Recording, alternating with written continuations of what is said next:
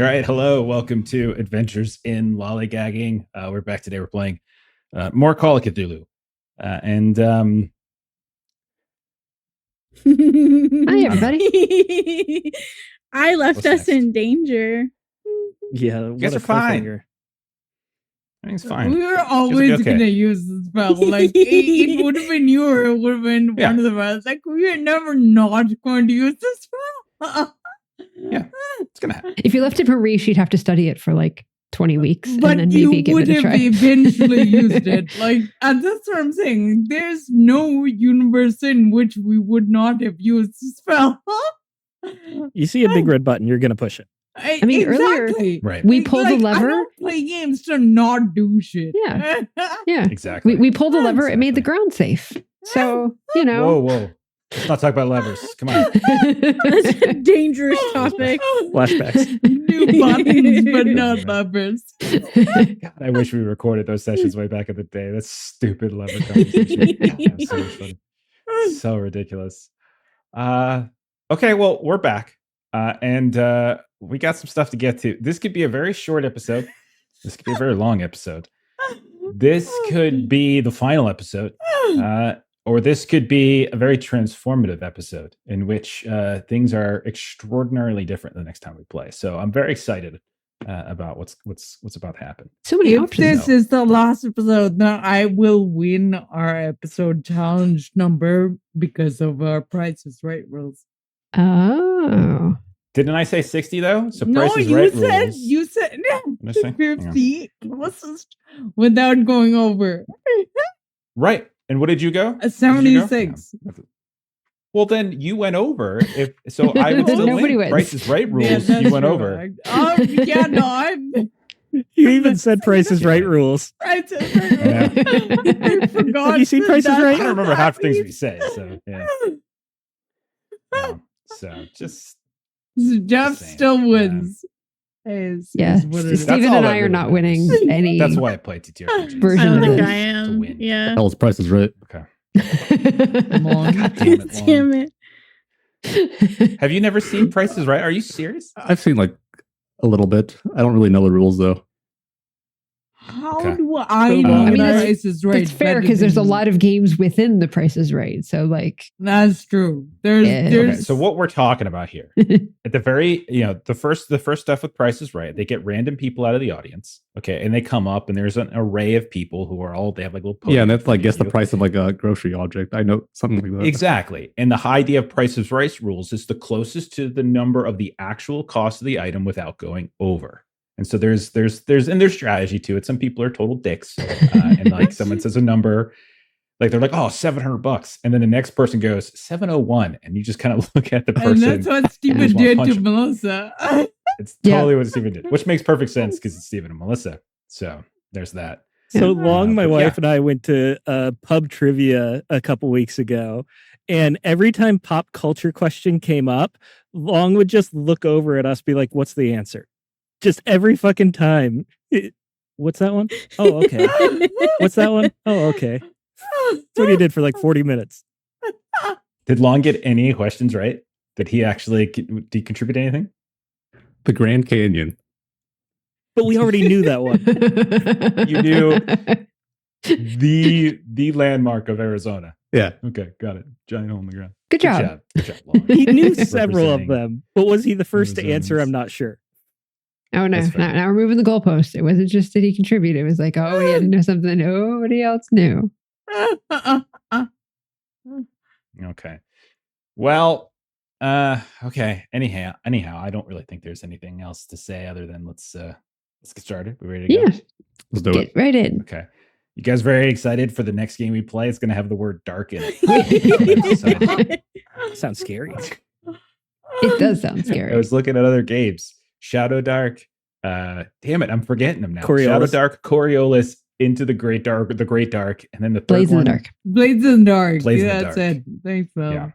I've been feeling Blades lately. Are I don't know we why. I've just been Going really- back to the gutter witches? Maybe.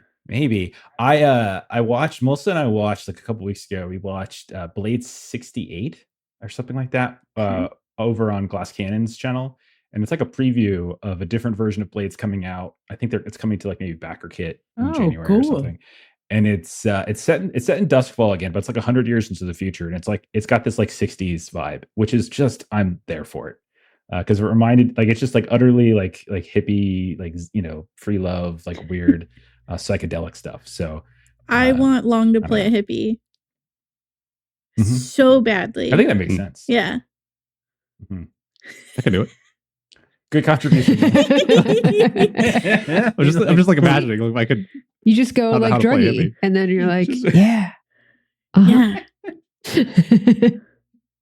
I'm gonna see you in a wig. So funny. Oh, We just get him to He's wear already like got long hair. he's got the long hair. That's We let him- true. we But, like, get him, blonde. we get a little bandana for him. Give him a tie-dye shirt. flower power bandana. Long, give us a hair shake. Start. Pull it down, give us a hair shake. I just did it all nice. I'm not gonna do it. Respect. Fair. I'll link you some Grateful Dead stuff, and you could just become a deadhead. That's what you plan. Oh, that's amazing. Do you know who the Grateful Dead are? About to ask the same thing. On? What are you talking about? That's Anyhow, a little more fair, I think. I think this is just becoming like the openings. This game is just becoming. What does Long know?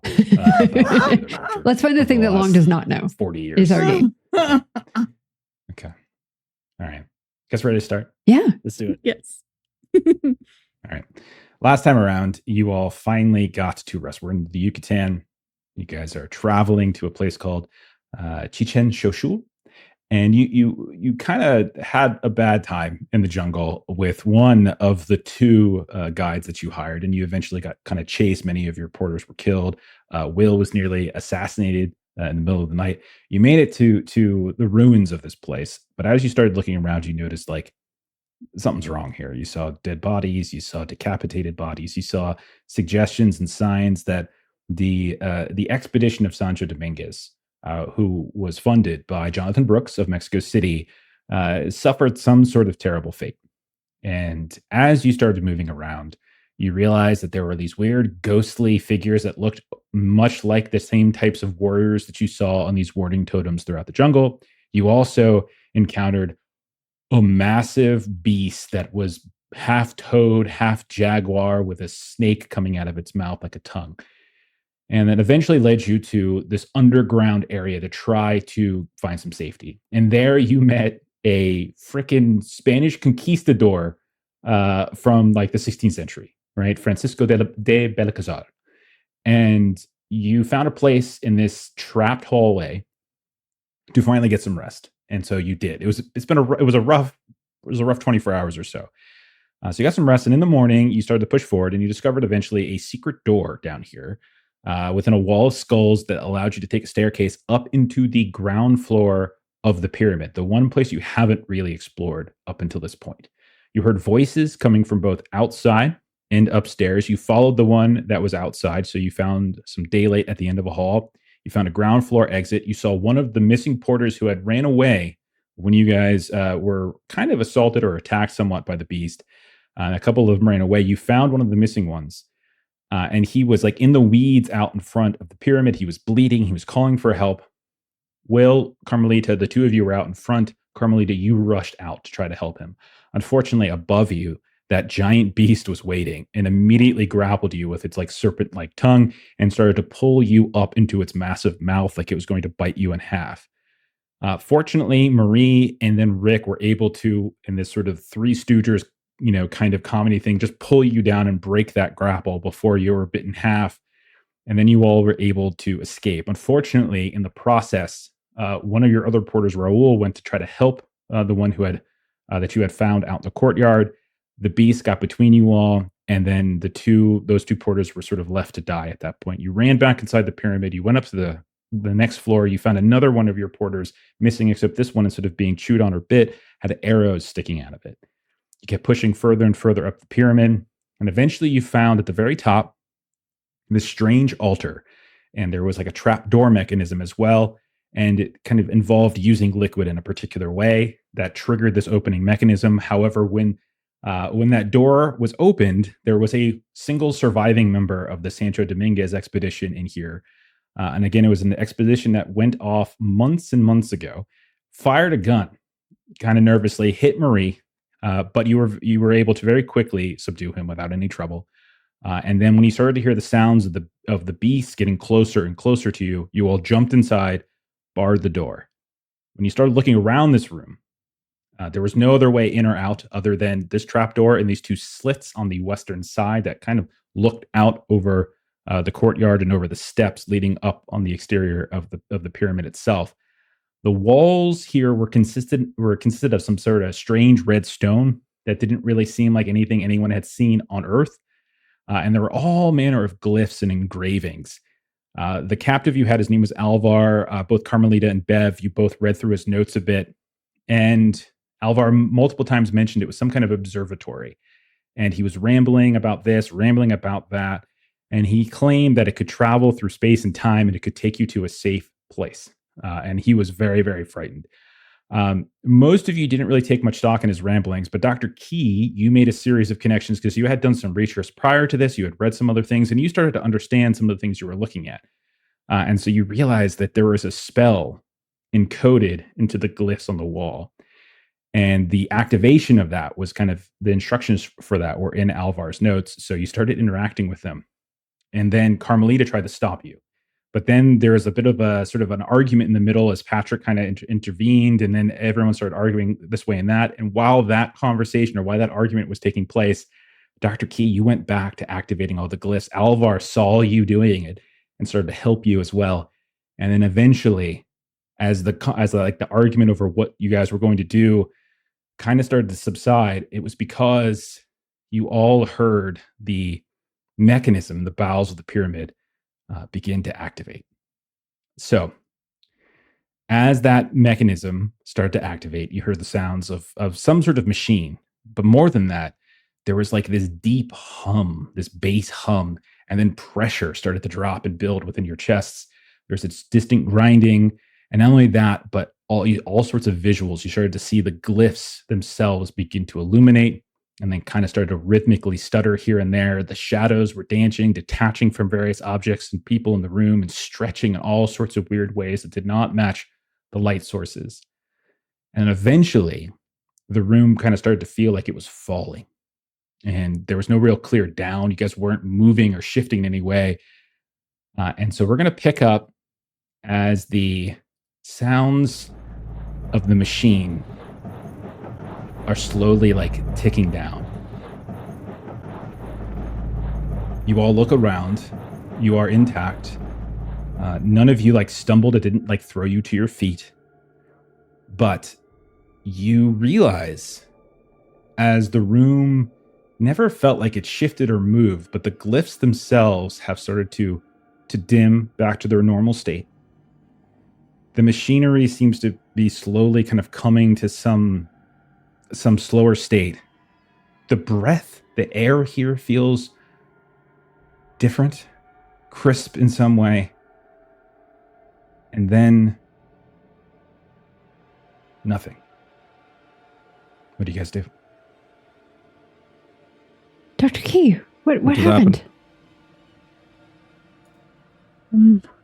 I think it worked.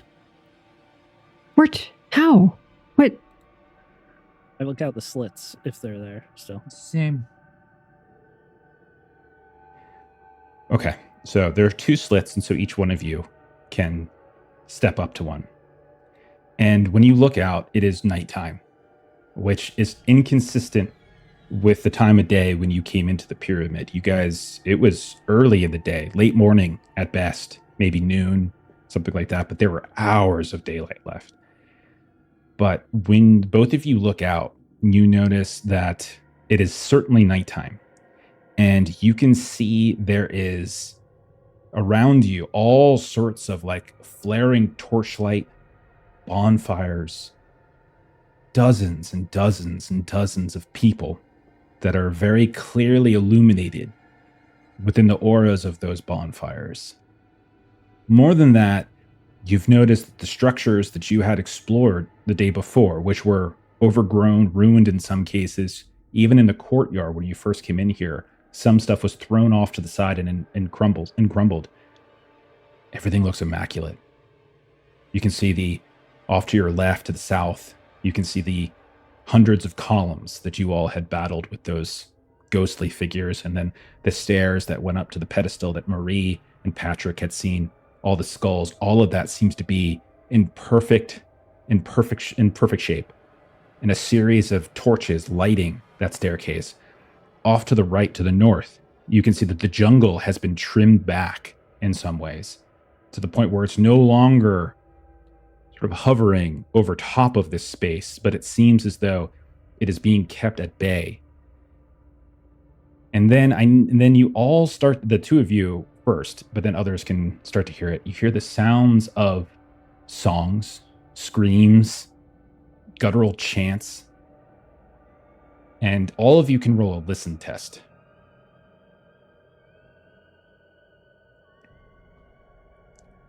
All right. I fumbled my I'm gonna listen. start. 97 over 22. Okay. You're just overstimulated. There's so much you're looking at. You're trying to make sense of what you're looking at. Carmelita, what about you? Success with a 4470. Regular. You hear the sounds. You hear the sounds of man's voice screaming for help, and it's coming from below, and it's in Spanish. You can definitely tell it's in Spanish. And you see coming up the exterior steps of the pyramid, down by the courtyard where you had recently seen that giant beast devouring Raoul. You can see that there are two figures flanking the sides of a man in the same kind of conquistador-like outfit that you had seen Francisco wearing. It's not Francisco, but you can see this man getting dragged up the stairs of the exterior pyramid. And then you watch as, like, through the slits, just continues to go up further. What about Bev? How did you do? Would we get more if I had an extreme success? No, not necessarily in this case. Okay, I got a 5 hard success. Sit. Excellent. Patrick and Marie. 27 also hard. Okay. Marie. I spent 2 luck to get a regular success. Okay, the three of you who weren't by the window, and I would say especially the two of you with hard successes, you can hear something above you through the trap door. Marie, you just hear the sounds of, like, kind of muffled movement and voices, indistinct of some kind. Bev and Patrick, you hear the screams of pain, and you hear the screams of help, and you hear songs of some kind. It's a language that you are not capable of translating, but at the same time sounds in some ways both alien and familiar to Mayan language. Like, especially you, Bev, who have studied a lot of this, right? But both of you can hear the sounds of song coming down and weaving in through it, the sounds of someone screaming out for pain. Could Or in pain. Bev extrapolate from what she gathered from speaking with the conquistador and what she knows of the, like, the bowl and such above that a sacrifice is currently occurring? That is certainly a reasonable conclusion to make. However, you three are not yet familiar with what Will and Carmelita are seeing outside.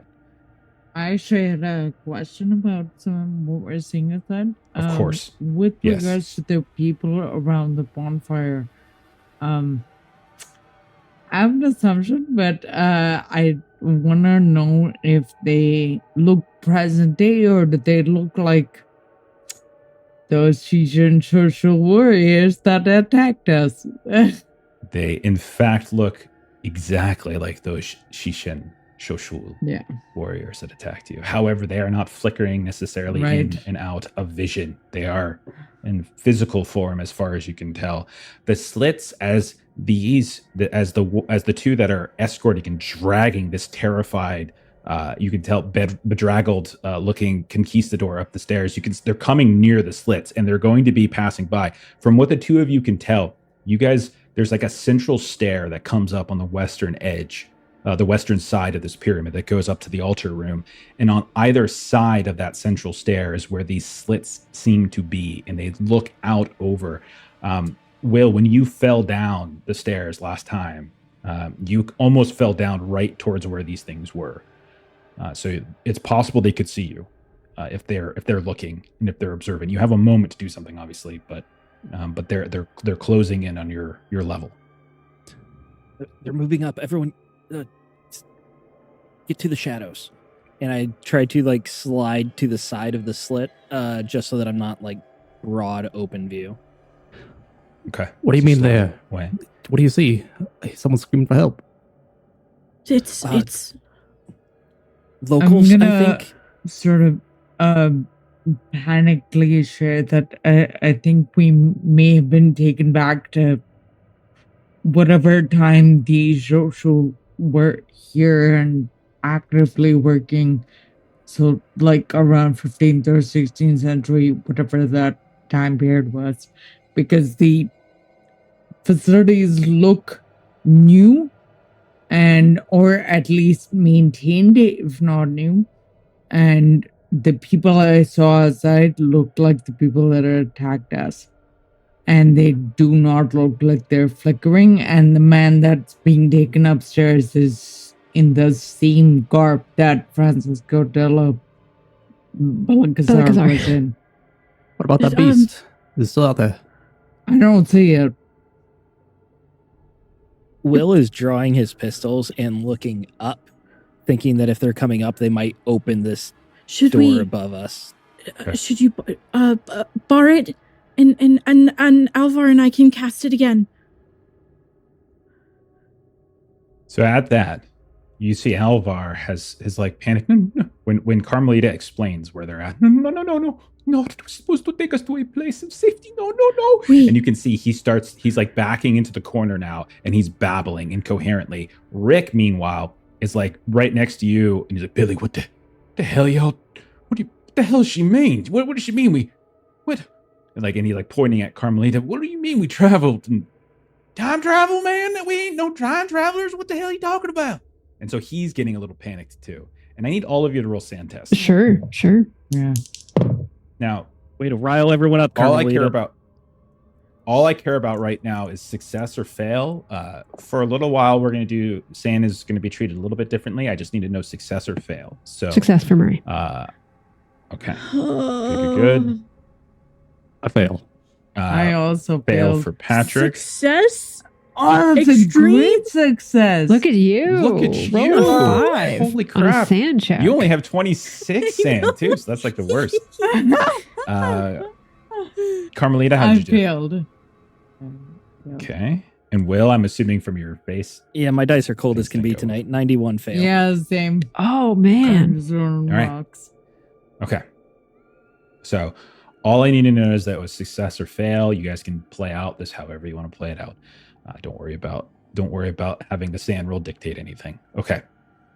So you can see Rick is kind of panicking a little bit, and he's now moving over towards the slit because he wants to confirm whatever it is that Carmelita was just saying. Alvar is backing into the corner, but he's getting louder as he does so. What are you guys doing? Marie will go up by Rick. They must be Okay. pulling our leg. We don't travel through time. That's not something that know. happens. I don't know. And he'll go up to the one that Carmelita was looking at, and he's like, Jesus, Mary, and Joseph, what the hell am I looking at? Yeah, I'm joining them and I'm sort of pointing out all the stuff that I just mentioned. Okay, Like, I look over don't there, give a that's shit there, about that. look at this. I need someone. Rick, I need you to help bar the door. Do not let anyone else come in here. And then she's gonna head over to Alvar, and I kind of want to like snap him out of it. I want to slap him and then Okay. try and do like tell him we need to cast this. Like, get your shit together. Okay. Give me a psychology maybe to snap him out of this. Okay. 53 regular success. Okay. So as you start trying to get him, he's like, what? Oh, yes. If we cast it again, We can do might it. take us somewhere safe. Yes. Yes. Yes. So he kind of gets up and his hands are shaking, and you can tell like he is in this state of panic.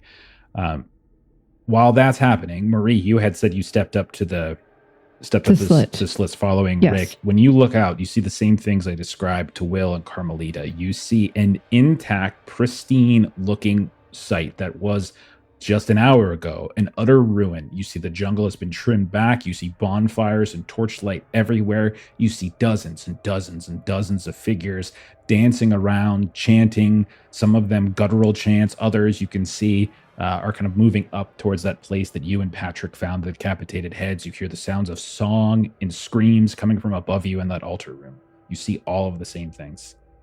I thought you were pulling my leg, but we do. And she wants to look as best as she can. Like, so if the buildings are intact, they're not ruins. What can we see? And so she's trying to like take a lot of deep breaths and kind of center herself a little bit. And she hears Dr. Key talking about kind of like going somewhere else. And so she wants to like look and see what she can see. If there's any like markings on the buildings, or if there's anything that like if we don't stay here long, what could she see? You can give me a spot hidden to possibly get a little bit more detail.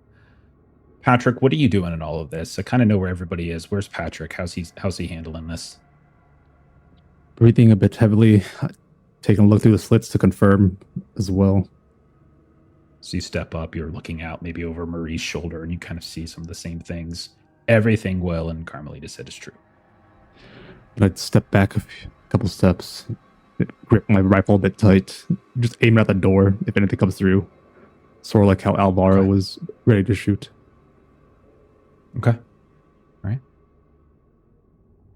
What about you, Marie? How did you do? Your spot hidden? So I got a 69 under 72 for my spot hidden. Okay.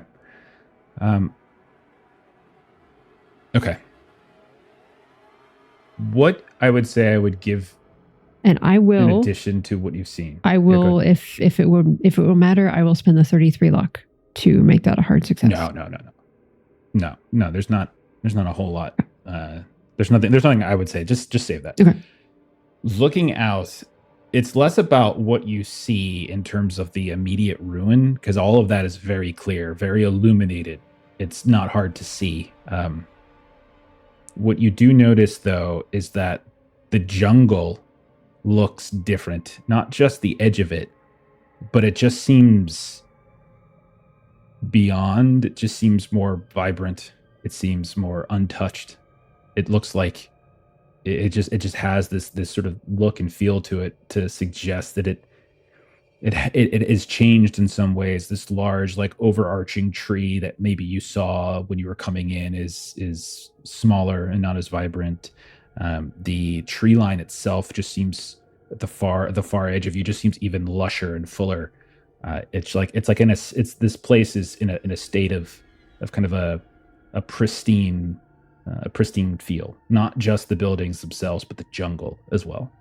Really, and she's talking maybe to Rick or whoever's nearby, just sort of saying aloud, it really does look like this place has not been here nearly as long, and we my word, we really did go so far back to the past. My word. And she's just sort of like shaking her head at just sort of the incomprehensibility of how we find ourselves here. Okay. Where is Will at right now? So I said that I was finding a corner, and I've got both guns. I made sure to reload, and I'm looking up, waiting for this door to open. Okay. And Carmelita? I'm at the slit with Rick and Marie, and just kind of pointing things out for them to be like, this is what I saw. Look over there. That's where this is. That's where this is. It's just kind of showing them what I saw.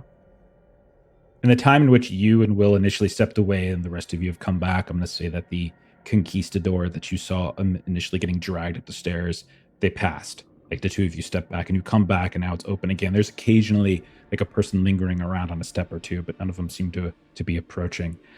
You hear the sounds. So I'll say, Will, since you're pointing the gun, you hear the sounds of this horrific scream and it's so loud it's in Spanish. It's like a calling out for God, for to protect him. Like this, it's a voice. It's the first time you've heard a voice that sounds a language that you might be familiar with. Up until this point, the language has been like, again, alien but almost familiar. Bev, you said you snap Alvar out of it, and the two of you begin to try to reactivate this place. So this is going to cost you 4 magic points. So go ahead and do that. And I need you to roll a sand test. Oh, where as is you start, that? you pull out. Oh, okay. It is I NG. see it. Yeah. It's at the bottom It's left. between HP and luck. All right. Okay. So as the two of you begin to move about, once more, you have his notes out. I'm going to need Will to make a luck test. Oh dear. I've Oh been dear. doing great with those today. Me too. I rolled my third 90 of the session. 96 over gosh. 29. So as the two of Bev and Alvar begin to go around activating these various glyphs once more, waiting for the observatory to come in action, the trap door suddenly opens, and you see raining down from from above, like drips and drips of blood. And then you see, looking down into the hole in this room, Will, there is one of those Shoshul. And they look down, shocked to see you. And then they call out, and they kind of reach back, and because they have like a spear sticking out of like some kind of a harness in the back. And they're getting ready to stab down in, but you were ready. So if you want to take a shot, you're welcome to. If they look like they're going to stab, I absolutely want to shoot. They are very much reaching for a spear. All right. 80 handguns. Let's hope I don't roll another 90. I rolled a 96. Again, 2 in a row. Oh, Jesus dude. Okay. Christ. What's your handgun skill? 80. So it's not a fumble. Okay, so it's on a malfunction. Should I spend And the I think luck? it's outside the malfunction range. Y'all, what do you think? Should I You have spend the more luck? than one shot, right? Oh, I do, yeah. I would have to roll a penalty die on all shots, though, including this one. You have established that is a common tactic you take. I'm perfectly fine to say that's what you're doing. My penalty die was also a 90. What Okay, the good. fuck, dude? All right. So second shot would be a 47. Third shot 74. So the next two hit. Hell Okay, so you- yes. Fire. Roll your damage. Good. Finally, 9 and 11. Nice. Okay. They reach back, and again, all around the exterior of this trapdoor that opens up, it is dripping and dripping blood. It's just raining down on you. Maybe one of the porters is up there, and they've got like they're ready to with a machete just in case. And you fire. The body falls in, and then the porter that's raiding is just kind of swinging down at it to finish it off with the machete as it falls in. But you suddenly hear the sounds of voices as you fired a gun, very loud.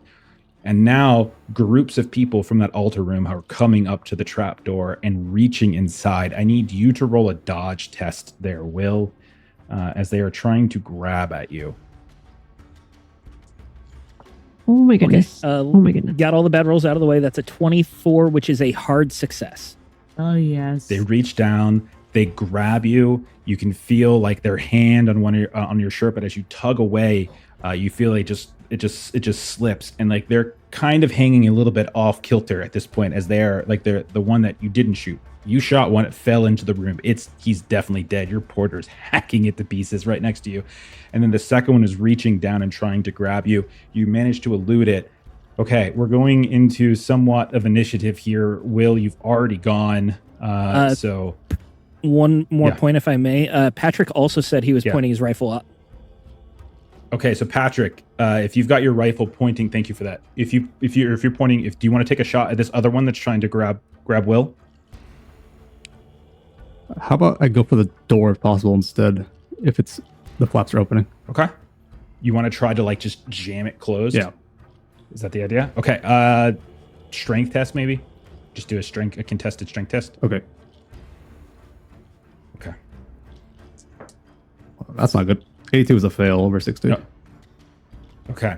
You go over. It's like you sling the the rifle back behind you, and you go up and you try to push that trap door up. The one that's reaching down to get Will misses, but then this second one reaches in, and you feel the back of your head, like where the cuff of your collar is, gets gripped, and you start to feel yourself getting pulled up into the trapdoor itself. Roll a dodge test. Oh gosh. A 31 dodge. I rolled a 19. A pass. Okay. You're able to shake free, but you feel maybe like a rip, and like a chunk of your hair goes with them as they are reaching down into this room to try to grab you all. Carmelita, you're the next up in terms of dex. So you're at 80 dex. What would you want to do in this situation? All of this is now happening. You very clearly see it happening. Can I take a shot at the one that's trying to get Will? Absolutely. You pull the gun out and you fire at the one, because there's now two reaching down in, one for Will, one for Patrick, and you fire at the one that's going for Will. Yeah, the one that Will hit before is... That guy's dead. Will killed one. Oh, he sorry. shot one twice. Great. 20 damage. It fell in, Great. and now he's being hacked to pieces. Yeah. Okay. At the other one that's going after Will. Okay. So yeah, go ahead. Yeah, go ahead and fire your shot. Okay. Success. 39 under 50. And Absolutely. Roll your damage on that. amazing. Yeah. Oh, fuck. It says I'm... Don't worry about the ammo stuff. It just because I always assume you guys reload when you're... Yeah, going no, to so take a rest I and thought stuff. I had, but I'll just rotate. Yeah. It's fine. 4 damage. So one of them is reaching out and like down through the trapdoor, and you manage to fire. You don't kill them with 4 damage, but you definitely get a good shot in their shoulder. You see their arm fly back. They scream out in pain, and again, in their accent, their language sounds strange, but you're certain you hit them. Then Marie, I'm going to come down to you. What are you doing in this situation? So Marie had been kind of facing in the other direction because she was kind of looking out the slit and kind of seeing what there was to see there. So I would say that she would kind of like whirl around, and then she wants to see if there's something that's sort of right in her general vicinity that she can throw at kind of one of these warriors. Okay, anything that there would be here would probably be your supplies, because it was a very empty room. So you can just, so there might be just leftover, like maybe cans of food or something like that. You grab one and you just hurl it at them. So that's roll what a I throw would like test. to do. Yeah, roll a throw because my throw is better than my firearms. Oh, okay. Good. I'm going to spend 10 luck to make that a success. Okay, and so we'll say roll like a d4. And just roll like a d4 for this, we'll say. 2. Okay, so you throw this can of beans of some kind and just like hits the guy in the head, the one that Carmelita shot. And now what I'm going to do is I'm going to roll like a little test for him to see if he keeps his balance. He just got shot. He just got hit with a heavy can of beans, and he falls into the room. And so he just collapses in. The other one that was reaching for Patrick and has a chunk of his hair is still hanging down from above, and you hear the sounds of more voices. So Marie, the one you thrown fell in, still alive, still thrashing about. And then Bev, do you want to just continue trying to do the spell? Yes. Okay. What you're noticing is like you're going through, but some of the glyphs aren't lighting up. Give me a no roll. See if you can piece this together. And I know that you have your special ability to let you get a bonus die on this. Yep. Marie on her turn is like, Dr. Key, get us out of here. Get us out of here. Yeah. 18. Nice. You put Nice. what comes to your mind, Bev, is that Alvar described this as a vessel, as a place that kind of travels between time and space, and it kind of creates a protective shell. Oh, and the door is open. The trap door is open. Fuck. It needs to close. Yeah. And because things won't fully activate until that trap door closes. I can't cast it until the door is closed. I told you to bar the door. back Doing to the my top. best here. Actually, no. I'm gonna have Rick. Rick's here.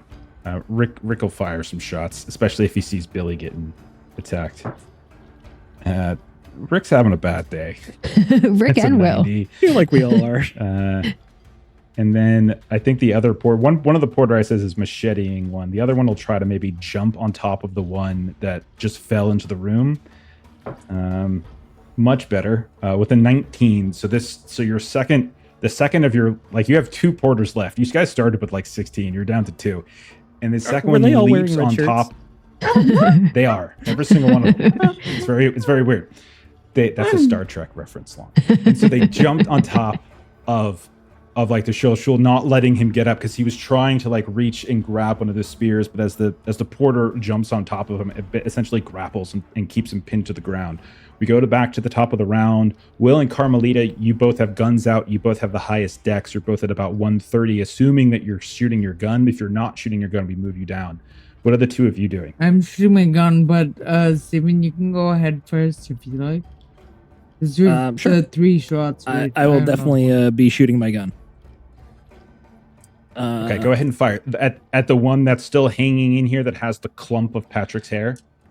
I would be firing at any of them on the rim that I see first. That's the one. That's the only one left. And if you can get him out of the way, you can close the door again. The other one's Absolutely, inside, then. but yeah. Okay. Take your shots. With the penalty die, that is a 71 success, a 67 success, Okay. and an 83 fail. So 2 successes. Roll damage for the 2. Yeah, roll damage for the 2. I rolled 1 on both dice, so it's 1 plus 2 for both. 6 damage.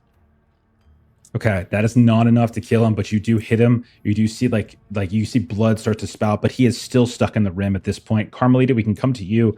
Your gun, I can't remember. I just want to point out that you also have a gun that could conceivably fire 3 times in a round. It does mean you're taking penalty dice. Yeah. It's just kind of up to you. I know it's up to you what you want to do, but you have the ability to do that. as well. I've been choosing not to because I only have 50 on handguns. I don't have a high enough score that I felt like it's worth it to take the penalties. Sure.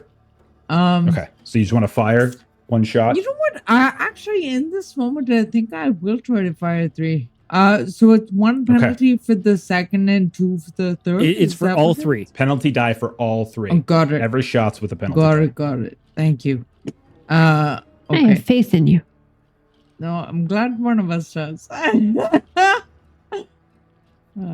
Okay. All right. This thing's got a graze on one side, but one of Will's shots hit him pretty good. 42 under 50 for the first shot. You need the penalty die. That doesn't have the penalty die on it. I'm sorry, that was on damage. Wait, let me There should try be a- again. Sorry about that. Okay. That's all right. You don't do it very often. 52, but I'll spend the luck. Spend the 2 for a shot. Yeah. Okay. Yeah. So 2. So the first shot hits. Nice. You can keep firing, and then we'll roll damage. Or yeah, we can roll damage. That's fine. And that makes sense. Okay. So it's just it's 1 penalty again for the second. Mm-hmm. Oh. Failed on this one with a 92 that I'm not going Okay. to spend the luck. Steven, take your I dice don't back. have the luck. And then you got 1 more. You can do 1 more shot. Okay. 77 fail again. I don't You have fire, the luck. you hit with 1, 2 more. One of them flies up through the trap door and hits like the ceiling inside the altar room. The other one kind of like embeds in the red stone of the wall of this room. Roll your damage. 7. Oh, That's the nice. good news is that you did 7 points of damage, which is enough. The 1 shot you do Nice. hit kills him. You see his head just kind of explodes. Hell yes. His body is just hanging limply right there in the trap door. His head, a canoe dripping down, brain matter and blood. And then we come to Marie. What do you want to do, Marie? Marie's just sort of looking aghast at this. And she's going to, like, she's relatively tall, I would say. So she's going to try to see if she can, like, jump up and try to close that door. I would say that you probably could jump up and pull the body down. Yeah, I'll do that. And then Patrick, who goes next, if he wants to, can close the door right after that. If like the two of you wanted to team up that way. I think And so there's enough space to do she's that. very much kind of shuddering at this. And she like realizes she's not going to be able to close it with the body there. And so she just sort of like tries to get away from where the head is dripping and go on the other side and just try to grab the shirt and kind of pull away from her. Okay. If at all possible. Okay. She's being very girly about this. You pull down. The second body flops. There's now 3 bodies in here. One is still squirming, and you can see your porter's doing his very best to keep that body from moving. And the guy is shouting and screaming. You hear voices echoing from above. Patrick, do you take the opportunity to shut the door at this point? Yeah, I'm gonna get the door closed after it's cleared. Okay, and so you slam it shut. You just hold it shut. You feel pressure against it. You're probably tall enough at this point. Maybe Rick will come over and give you a hand. The two of you are holding it. And Bev, you see now all the places that you and Alvar are actually tapping are starting to glow again and glow and glow.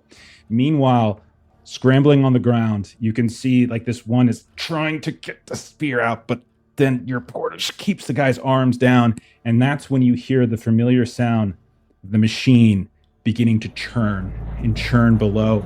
The voice of this figure in here with you is kind of suddenly getting panicked. But then once more, you all feel it again. The sound comes first, that deep hum. The pressure starts to drop in your chest. You hear the grinding from below. The stone almost looks like it's rotating, but it's really just a trick of the light. This high-pitched resonance starts to cut through your ears like glass just about to shatter. And then you see the stone on the walls begin to darken. The glyphs start to glow bright. All of you can see this kind of aquamarine color now in the shadow begin to illuminate each person's faces here and there. The floor starts to ripple and it no longer looks like stone. The ceiling does as well. And suddenly everything's shifting and shifting. You feel that falling sensation once more. And then it cuts out. And the only sound you can hear is the squirming of this one Shoshul. What do you do? Where are we? Start bashing the guy that's still squirming. Okay. Oh, wait. Yeah. He is very much could ask him outnumbered, questions. and he just starts swinging down. We Beverly. You might say runs- that, but Will was ignoring it. Yeah, Beverly It is runs to the absolutely too slit late. to see I'm where we are going to now. the slit to see where we are. The two of you race over. Each one of you, while Will is bashing this guy's head in. And you look out and you see Bev and Carmelita. Again, you see the courtyard. You see parts of the site. You can see the ball court in the distance to the west. You can see like the steps and the columns. But what you notice, however, what is immediately and utterly recognizable is that the foliage of the jungle is absolutely different. No longer do you see the greens and like sort of the dark foliage of the jungle that you traveled through. But instead, everything is this red foliage. This it looks nothing like these large fronds. It's like this bushy looking foliage. And when you look up towards the sky, it is a clear night sky. However, in it and dominating at least half of the sky when you look up is this vast and cloudy looking brown planet. And it's just there, much like the moon, but where the moon takes up only a small portion of the sky, this brown planet takes up, again, half of it. You hear the sounds of voices you see scattered about are more of the Shoshul.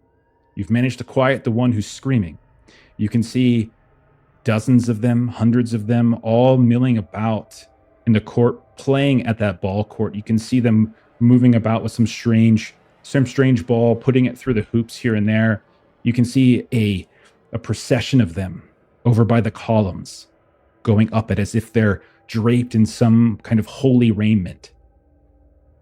And there's like this thin, swirling cloud above that red alien foliage that seems to shift and move, but somehow still clings, almost like a dry ice kind of feel. And that is what you see. Okay, fuck. We don't want to be here either. Please, we're gonna bar the door again, and we're gonna try and cast again. Okay? You can just keep doing this. We can bar the door any more than it already is. Where? Okay. When are we this time? You know, I don't even fucking know. Maybe that's not. We just don't want to be here. And like Just you guys come- can you see. come and look if But you we- want. But we came. no, we came all the way fuck is here. this? We could learn something. Why are you killing that gentleman? We could ask him questions. We could learn something. Shh. He's Crunch, dead. crunch. Yeah. He's crunch, blood everywhere. You and Rick and the porter are just coated in the guy. I don't know where we are, but it's not the Yucatan, and it's not 400 years ago anymore. Well, of course it's the Yucatan. We haven't. No, it's definitely not. And Marie will be Miss Nosy Pants, and she's gonna kind of. Yeah, no, Okay. Carmelita has called you over. Yeah. She's stepping very around big on everybody mess. knowing all the things. Yeah. She's stepping Anyone around have the any mess that Will science made. skills? Anyone have any science think skills only in this party? Bev I think you does, got no? bio. Bio, but That's that's got bio, it. I think, but that's not going to apply here. Anyone got anything like physics or astronomy or something like that? I mean, look, No. probably Science not. isn't one of those broad skills, is it? No. No. Or like I'll categories. I'll take an education roll. I How could about do that? education. And I would say a hard success for an education roll will work in this case. Maybe I only somewhere have along the way. photography. Okay. Extreme, Jeff. Oh, look at Bev. You are in your Hell element. yes. That's great. Crazy as fuck. I failed. I don't I have f- I nearly fumbled. enough luck. I rolled 2 lollies. I am hurting my brain. Okay. Would you take a natural world? I would take a natural roll, but I would give you different information than what I was Okay. going to give to this roll. I'd like But to I would try take for it. that. I failed anyways. Okay. Bev, astronomy isn't your thing necessarily. Physics isn't your thing.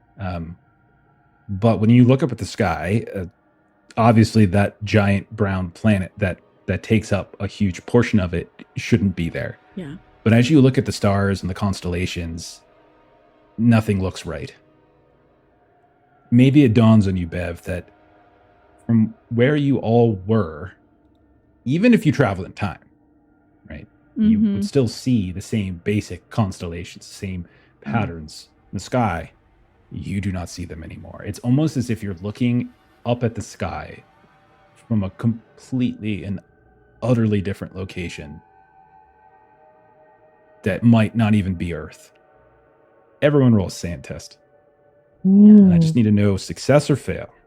Because Marie literally fumbled her education test, maybe I just automatically fail the sand because she's hurting herself. No, you can roll. You can roll with a penalty die. Maybe we'll say. I failed Roll with a anyway. penalty die. Failure, Alright. Jeff. Succeed this time. But while we're on the subject, I didn't actually mark any sand loss for last time. Is that right? Yep, that's correct. Okay. I just need to know. Yeah, pass- he's just need tracking to it for pass or now. fail. Yeah. I just want to make sure I hadn't missed. Or something. Yeah. Will, how did you do? Pass or Another fail? fail. Okay, Patrick, how did you do? I passed. Okay, Patrick, where are you in all of this? We know that Will was just helping beat this guy to death. We know that Marie, Bev, and Carmelita are by the slits. Patrick, what are you up to? I'm still hanging by the door. There's no opening here, right? It's only the slits on the other side. The only way in or out of this place are squeezing tightly through the slits or through the trap door that you are doing your best to hold closed. You don't feel a pressure against you, though. It doesn't feel as though whoever was up in the altar room a moment ago who was trying to push this open is up there any longer, or at least they're not pushing actively against you.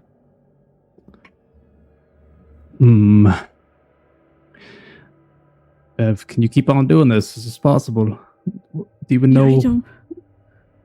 We where just, you're taking us at all?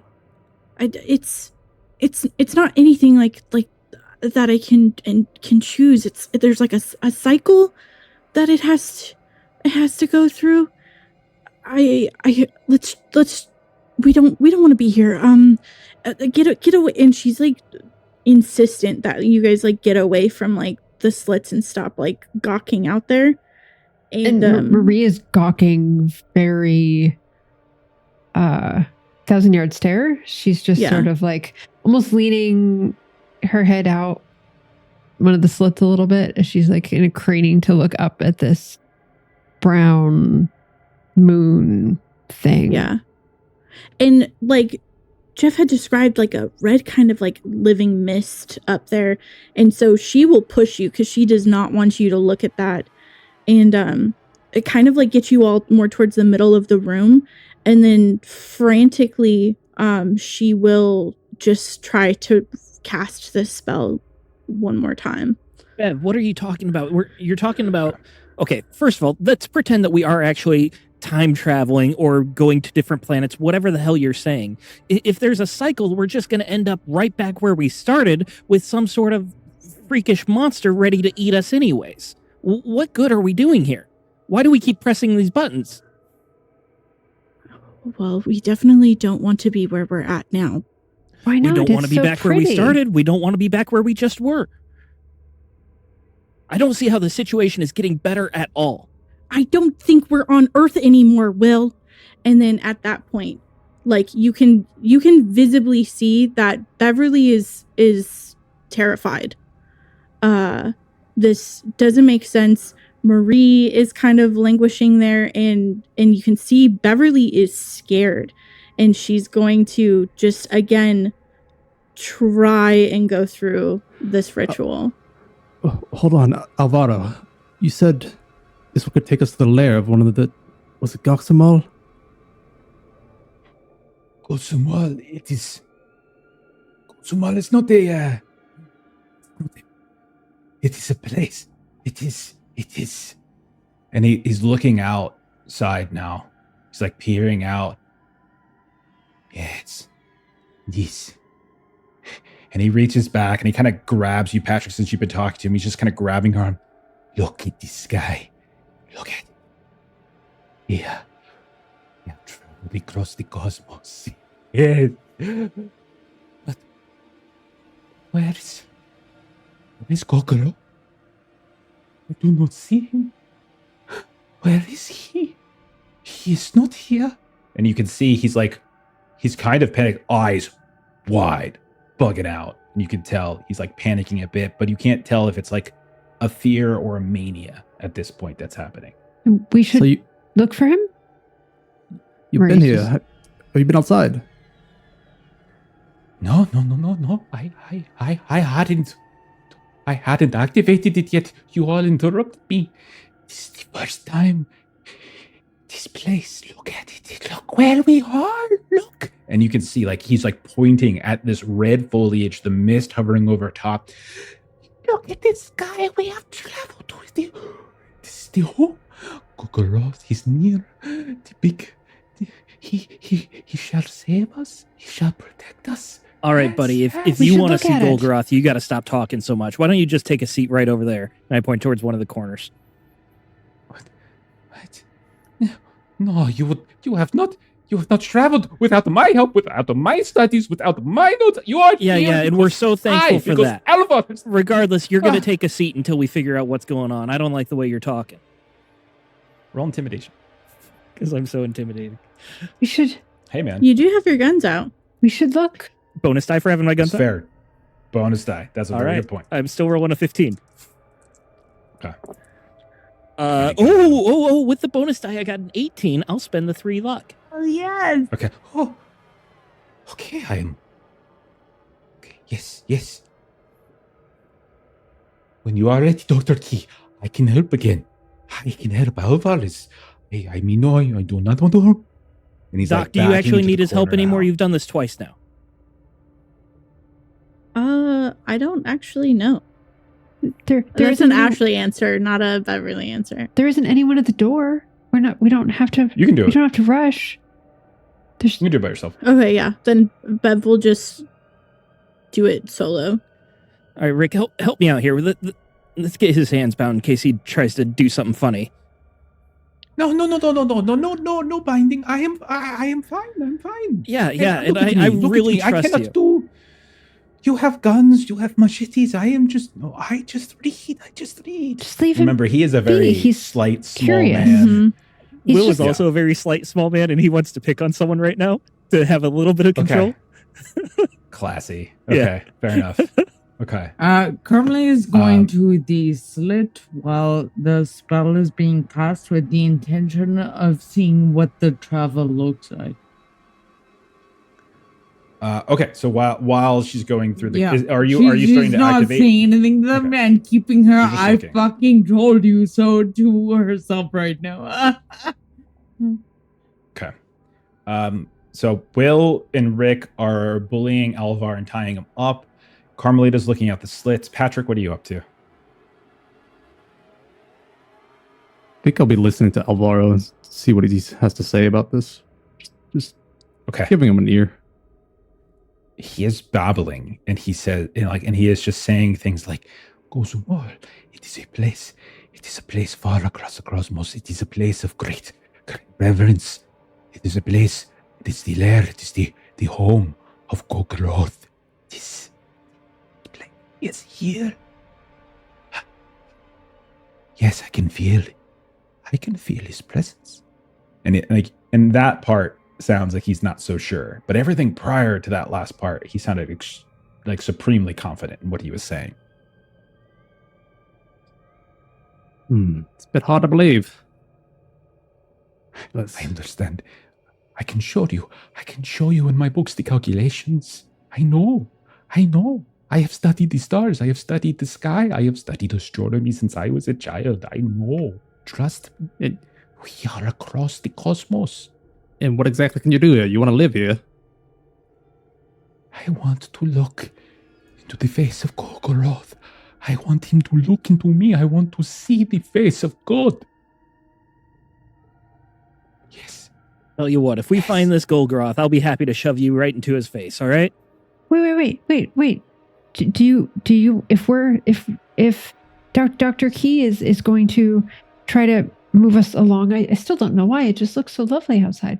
But do you want to stay here? Do you want you can go outside and we can travel on. Yes.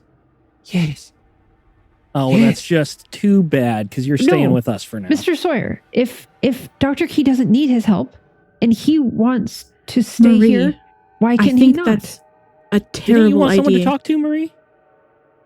Sorry, Bev. Mr. Price is having a conversation with him. I'm just saying, if this is where he wants to be and we don't need his assistance, why can't we just leave him here? What if he was the one who was changing the messages, erasing what was written? Everything is overlapped and overlapped and overlapped. The last thing we want to do is give him Gozumal, another reverent follower, to help spread nectar upon our world. No. Do you know of this? And so she's going to turn back to Alvar at this point. What do you know of nectar? I know that it is what Mr. Brooks peddled in Mexico City. I care nothing for it. No. I have no interest in it. It is an extravagance. It is an excess. It is not knowledge. It is just It's dangerous. everything of value, of worth attaining in life is dangerous. There is danger to knowledge. There is danger to life itself. To look into the face of God. Miss, they call you Marie. Yes, Marie. Yes. If you had the opportunity to look, to speak with God, how could you live your life if you say no? How? Would you not look back every year and every hour you live from now until your death, wondering, did you make the right decision? Please. Dr. Key, You want me to say? No human mind could comprehend what God looks like. You'll go insane. Perhaps. What better way to meet oblivion than from the gaze of God? Dr. Key, he said that he had not moved this yet. So you have done this yourself. He studied it and worked on it, but he did not succeed. You succeeded. If he wants to stay here, then he's not a danger to us. We leave him here. He looks into the face of God, and whatever happens to him, Mr. Price, you may very well be right. Incomprehensible. But then we do not have him with us. And that's Marie, a why do good you thing. want this so bad? This is the man we came here to find his expedition and to get answers from him. He's telling us what he knows. Have you looked outside? Have you even looked outside and And Will seen? actually hasn't looked outside Which more is than why she's periphery asking in the this place. question. Like, Okay. look, I think Carmelita is. So Carmelita, you can roll spot hidden, by the way. when Look. you're doing so. look at this. It is not our moon. We are seeing something we have not seen before. And that's a I good reason to have a let him bonus. go? Sorry. No, sorry. No, please. I interrupted some great RP. Look, he's not going anywhere. You bound him. And Marie just Look sort out of the window begrudgingly. puts a Will, like, hand kind of- on. Trails his feet as he goes over. Look, Yeah, you can roll. You can roll one too. I was so wondering if I Carmelita, could you're- use my help bonus. Yeah, so just every time you're doing a spot hidden that relies on visuals, yes, you can use it. That's Great. what your talent is for. So like you don't always have to ask. Great. So go ahead and roll that, and then Will, if you're looking at it as well, you can roll a spot hidden. I rolled a hard success. Sorry, that's just not good enough. Regular Good, I with didn't wanna the see. 41. Okay. The two of you are looking out, and the initial impact of like red foliage, giant planet in the sky, clear differences in all the stars, this weird mist just floating all over the place that makes no sense whatsoever. But as you look closer, you realize there's something else you notice. And Carmelita, both of you see this. Will and Carmelita, both of you see kind of, you see what effectively looks like, as you start to like peer up, not so much down into the courtyard, but up as you try to crane your necks in such a way that you can see the top of the pyramid. You see what looks like just the edge of a huge frog-like body that appears to be perched atop the pyramid's peak, almost as if it's like just sitting on the altar room in some ways. And it is like all around its body, you can see that there are numerous jaguar-like eyes that seem to just be scouting all around, shifting and moving. Will, with your hard success, you notice that there are these long-toed feet that are draping down the sides of the pyramid that maybe everybody else might have misinterpreted as like shadows or vegetation, but they're these long-toed feet that are draping down the sides of this pyramid, and there are like a dozen enormous serpents that seeming to dangle from this massive frog-like mouth, almost as if they're trying to escape that mouth. The beast that attacked you in the courtyard is small relative to this. Not like tiny, but this is the size of the entirety of the top of the pyramid. This is a very enormous creature and very similar in terms of the things you're seeing, the eyes, the serpent-like things, but this seems to be a bigger version of that. Marie, we don't want to go out there. We don't want to open this. I There's not no way suggesting he's that- not going to die more or less immediately if we let him out.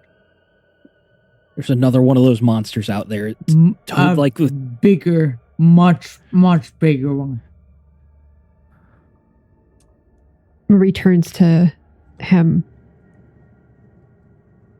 you want to see what you have spent all of this time trying to see? Do you want to behold it? Yes, please, yes. Yes, please. This is my life's work. And he's like, his eyes are so wide at this point that you don't know if his lids could possibly cover his eyeballs again. They are just bugging out like crazy. He seems to be so utterly insane right now. You have very rarely seen the look of something so bizarre. Back in Joy Grove, back in Savannah, months and months ago, you maybe saw one or two patients looking out of the windows of their rooms that have this deranged look on his face, and that is what you see here in front of you. Fine, you want to see it? And will go over and roughly like get him up to his feet and put him in front of the slit so he can look out, keeping a firm grip on him. Gag him. Don't let him yell. Oh, my wonder. Oh, my. Oh, goodness. And then you said you're gagging him? I mean, Beverly suggested that we need to. Okay. And so, I mean, are you doing it? You made the suggestion. Is someone following up on that? If no Carmelita one follows is up, not- Beverly will go up and do so. Okay. So he, as he's about to shout, like some sort of exultation, you quickly cover his mouth and and he does not get it out. Put him in the corner, and I'm going to cast a spell. Yes? I do not want that thing noticing us. I got some bad news for you anyways. Alvar, this isn't your buddy Golgoroth. This is, and Will has studied this specific bit quite a bit. This is what'd she call him? Sathuga, the frog, the toad one. This isn't Golgoroth at all. It doesn't match his description. So you want to meet your god, we got to go one more at least. And he's like, he's muffled, so he's just like mumbling, his eyes bugging. I don't can tell the care look for of his a response. deranged man. I said didn't it think more you for did. the Yeah. rest of the group to convince Marie to go along. Okay. So, I know, Carmelita, you wanted to wait by the slit and look out the window once the spell triggers. Yeah, if there's something to behold during the travel, that's the intention. There might not be. But... Okay. Marie or Patrick, is there anything you're doing as Alvar is now gagged and being moved? We'll say Rick this whole time is like babbling and he's like losing it, but he's following. If you give him an order, he's doing it and he's keeping it together. The porters are freaking out, but they're also covered in blood, and like there's dead bodies in the room. Don't forget, there's a couple dead bodies at the Shoshul in here, but they're helping, and you can see everyone's hands are shaking. Their sanity is on edge as well. Marie, Patrick, is there anything the two of you are doing? I'll drag a couple of those Shoshul bodies to the corner, try to get them out of the way. Okay, so you just push them to the side. Okay, fair enough. Marie? And Marie, I would say, kind of takes up kind of close to Carmelita the position that she was in, because this is beautiful to her, like seeing this skyline that's different from kind of Earth's skyline. And so like it's kicking in her kind of artistic sensitivity drive. And so she's just trying to take all of this in. Okay. So Bev, doesn't look like anyone's impeding you. Yep. Are you looking to do the spell again? Yes, sir. I subtracted my mana points. I'm at 0 now Magic after points, this yeah. cast. All right. And it's again become a very familiar feeling now. The ground begins to shake. The machinery starts to hum. The shadows in the room start to grow long and detached from the source of those things. You see the ceiling and the floor both begin to turn into this kind of shimmery lake, almost reflective in some ways. When you look up at the ceiling now, you almost see the sky, the stars, the cosmos itself begin to manifest. Carmelita, you've been focusing outside the slits, similar to the ceiling and the floor. Everything just kind of becomes this it's almost like a liquidy like feel to it. Everything shimmers, and you no longer see that which you had been staring out at. It just becomes this not quite opaque, but this translucent, shimmery sky. And then that falling feeling comes once more. You feel the sounds and the pressure And then you're able to look out again at what is out there. And Carmelita, you see, you're once more looking out at what looks like the ruins of, assuming this is Chichen Shoshul, this whole ruin. You're looking at them again. The buildings are no longer in the pristine condition that you saw them in these last two jumps, but now they are certainly in ruins. And where that blood red foliage had been, is now just craters and ash, gray as far as the eye can see. In some cases, you can see smoke wafting up to the sky. As you track the sky, those little wafts and plumes of smoke, you again see the sky itself is dominated by that large, massive, cloudy brown planet. But you can see that the planet itself seems to be roiling with storms, whereas before it seemed almost benign. Now it's just like this chaotic, like racing and racing, everything spinning and spinning. And then, Carmelita, as you look back down in the plaza below, where you first came into this ruin from the jungle, where previously you had seen these large bonfires and people dancing around and singing and chanting. Now you see, in this gray, dark ash, a massive, massive, half-buried creature. It is half buried in the ash. The ash is kind of coating parts of the body. At first, when you look at it, it almost looks like you're going to move past it for a second, like it's a hill, but you realize it's not, because it is a fatty, frog-like body with far too many tails. And you can see it is gathered underneath what looks like these tattered black wings.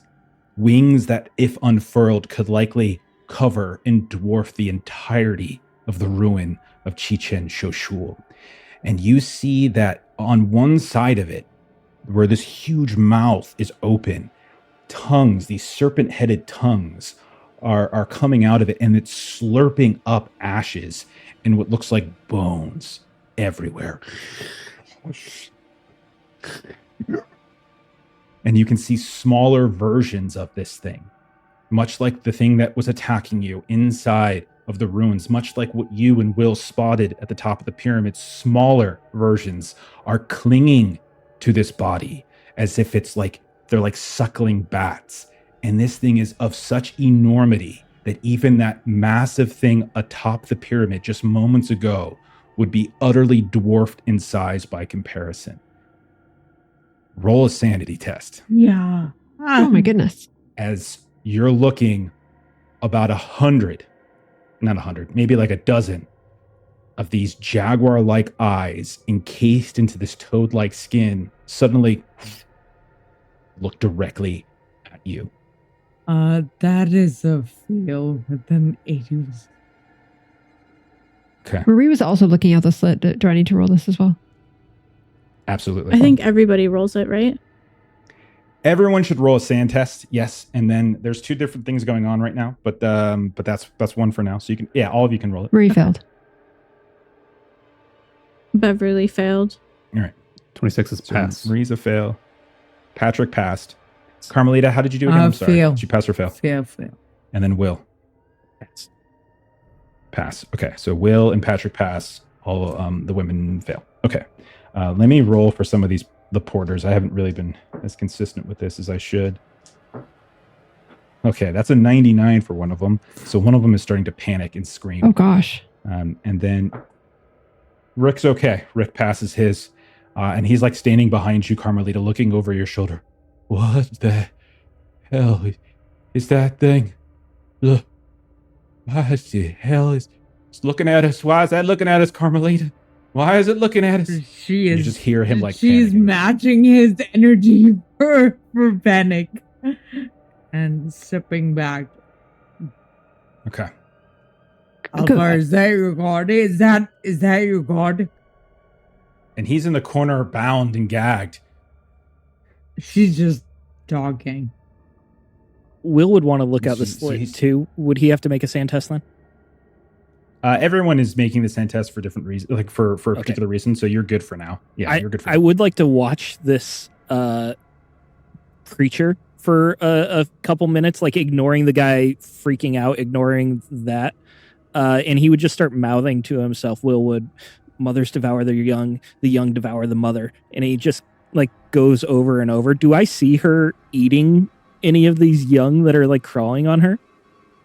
No, it's eating the ash. Like there's piles and piles of ash. You see no signs of vegetation, either that from the jungle or the red foliage that you've seen previously. All of it is utterly gone. This entire place looks like this wasteland of gray piles of ash, craters. You can see fires here and there. It is utter destruction. But again, that giant roiling a giant roiling planet in the sky, and it looks like there's just nothing but storm and chaos going on above. Okay. Patrick, let me check in with you. What are you up to? Trying to keep as many people calm and sane as possible. Just calming them down, keeping them in check. Nothing too crazy going Give me on. a psychology test. Yeah, give me a psychology test. As you can see, Alvar, the minute someone says, I think it was Will, like, is this your god? Is this your god? He's like, he's looking and he's squirming. And again, he's not very strong, so he's probably not going to break the bindings, but he's definitely panicking. One of your porters is losing his mind. And you can see he's just like clawing at his face, like, why is it looking at me? And you just see him breaking down the skin on his face. Roll too extreme. How'd you do, Patrick? So grab it on him, just turn him around, make sure he's not looking at the slits anymore. Take it easy. Yeah. Take it easy, fella. None of this is happening. Feel it is in my head. And like as you turn him away, he starts to faint a bit, and you can see he gets very lightheaded, and you grab him and you hold him, and he's just panicking. He's got skin underneath his fingernails, rakes across his face as his mind has started to shatter. Just take it easy now. We're all going to be okay. So I'll sit him down. So you just kind of lay him down, and he's like on the ground now. Again, the room, there's no furniture in this room. There's not even signs of a machine. It's an empty room other than what you've brought in here. You lay him on the ground, and he's just shaking and shaking, and he keeps trying to like claw his eyes out, but you managed to pin down the arms, and he's just... He knows me. And he's panicking, and blood pouring down, getting into his eyes now. But you're doing your best. You're keeping him from like literally gouging his own eyes out. Marie, what are you doing? She's probably still just enamored with this view outside. She sort of like looks back to Dr. Key. We shouldn't stay here. This looks awful. This is like a wasteland. We need to go to the next.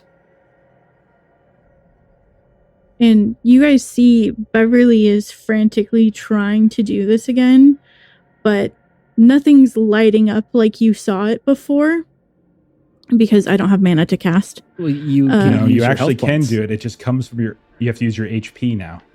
Okay. Yeah. Yeah. I will spend HP. Oh gosh. Okay. Same number.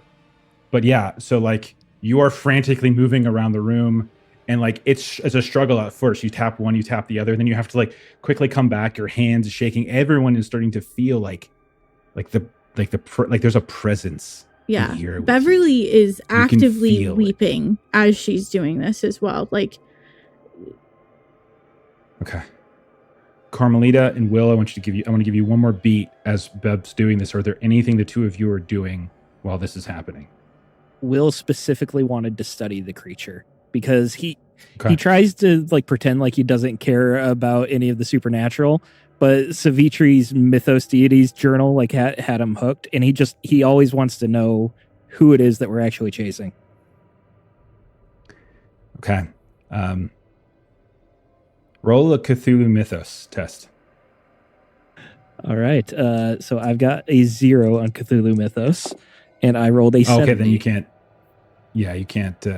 If you don't have any skill, if you don't have any skill, I don't think you can pass because I think you have to have at least 1% to pass. Okay. I would say you probably can't make a proper ID, but the minute Alvar talked about a god, this is a god. Like what you've seen before was a disgusting, hideous monster and a beast. The size of this thing, the fact that it utterly dwarfs the smaller versions, those wings which could blot out the sky, they're so huge. This thing is an enormous thing. Maybe you don't know exactly which god. Maybe Alvar's right. Maybe you're right. But I would say Will is convinced that this is a godly entity of some kind. And then, Carmelita, is there anything else that you wanted to do as Bev is frantically trying to reactivate this place? Is there a way for me to support with my own magic points? Like if she was to show me how to do the rituals when she's done it multiple times? You can roll. You would need to roll a library use test. You've studied Alvar's notes, so you can if you want to do a library use based upon what you've read and now watching Bev do it, because Bev had a lot of context that maybe Carmelita didn't have. Yeah, but you probably observed the things that she's been hitting relative. Maybe certain things from his notes now are making more sense as you watch her go to these glyphs. Give me a library use. okay. And I'll say, if you guys decide to jump more after this, we can start tapping into some of yours as well. 95 fail. Okay. I'll say you try to help, but you're just not sure. I'll give you another one shortly. You'll get another chance, maybe if you guys continue to jump. But for this one alone, you don't know what to do. I don't have anything else in there because I'm continuing to look out John's fakes. Bev, make another sand test. Okay. Oh my goodness. 29 fail. All right. You guys once more hear the sounds of the muted movement of the machine. You can hear it beginning to spool up. You can feel everything start to shake. Bev, for the first time, you feel resistance. Mm-hmm. But it comes at the tail end of the process.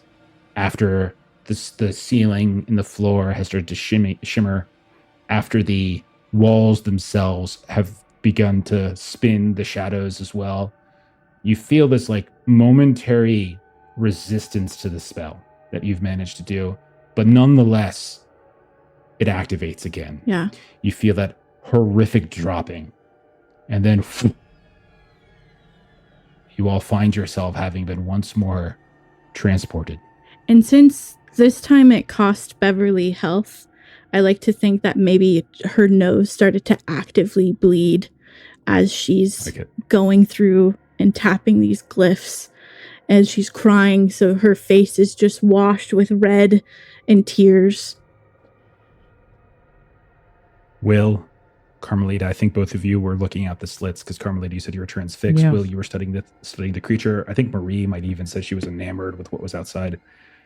The three of you see, as you look out, you are in the midst of what look like gas and rocks just floating, weightless in front of you. You see no signs of any bit of the ruins themselves. No ball court, no 100 columns, no pedestals, no courtyard. Gas swirls around in front of you. Rocks swirl slowly, leisurely. Dust itself. You can see there is nothing. As you peek a little bit further, you no longer see the slopes of the pyramid themselves. As you look up, you no longer see the altar. There is no pyramid at all. You are in some capsule. You are on no planet, either Earth or otherwise. You seem to be floating in some kind of empty space. You see no large brown gas giant swirling about in the sky. You, for all intents and purposes, seem like you are floating in space in the midst of some kind of debris field. Everybody roll a sand test. Oh my lord. Succeed. Okay. It's another fail. Okay. Pass. Succeed this time. Okay. What do you guys do? Beverly, you bleeding? Have a seat. Will can't resist at this point. You've said before that these slits are tight, but you could slightly push through. Will wants to not like jump out or anything, but get to the edge of the slit to get a wider range of view. Okay. I would say you have gotten I've given you the widest range possible freely. The only thing that you could potentially do is try to squeeze out and look for more. That's the only thing. That's essentially what I want to do. I want to stick my head out the window and look down and up and Mr. Sawyer. Yeah. You stick your head out.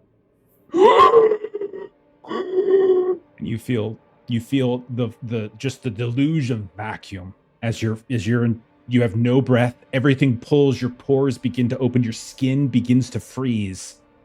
And you will take Oh no. 5 points of damage. 5 points of damage as you all see his head sticking out, looking around, and he's just starting to shake and shake. Can I yank him Yeah, back? Marie also wants to yank it back. Absolutely. Both of you grab an arm and you pull him back in, no roll necessary. And you can see the capillaries and such on his skin have burst. You can see blood everywhere. He's got it definitely looks like his skin has just been ruptured. His eyes have little bits of red in the sclera. You were suffocating. And it was like you were in the vacuum of space. Mr. Sawyer. What the hell are you doing? I wanted to look down. And Oh, Jesus Christ. we're Have we not already learned what just being curious gets you?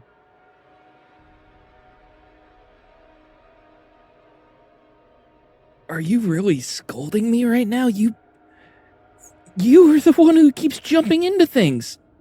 All I did was look out a window. I tried to stop all this, and apparently all of you have a monopoly on being curious. I'm curious too, but I'm not fucking stupid. Jury's still out on that one. Shut the fuck up. I'm not the one who just suffocated. It seems like we're in some void of space. It doesn't Bev, you're even not make looking too sense. good. It's I fine. think It's we're- fine. I But- got us into this, and I'll get us out. Hold And- on. What I'm saying is let's just take a minute. There's nothing out there trying to get in right now. Yeah, no, We can breathe in here. We're with okay. Will. I'm with Will. If we're gonna take a minute now, seems like the best time to take a minute. We've been moving pretty darn fast. Let's just slow it down. Marie's gonna go over to Alvar and drop the gag. Either kind of drop it or pull it out of his mouth, whichever it is. Where are we?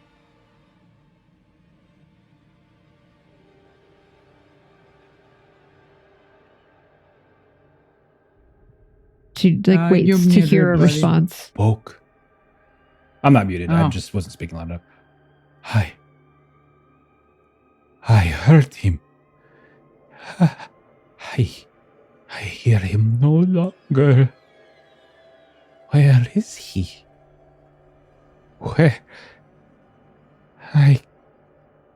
did he go? Where is he? And he starts bawling. We could have just left him. Any of the last couple of places he would have. It's what he. Marie, when we get out of this, we'll leave him to tap on those stones to his heart's content. And she finally looks over to Dr. Key. This is. You don't. I thought you were just pushing buttons, but you look unwell. Is this hurting you? And she kind of reaches up to her own face and doesn't feel, a bloody nose or anything. This doesn't seem to be hurting us unless we stick our head outside the window. But this seems to be hurting you.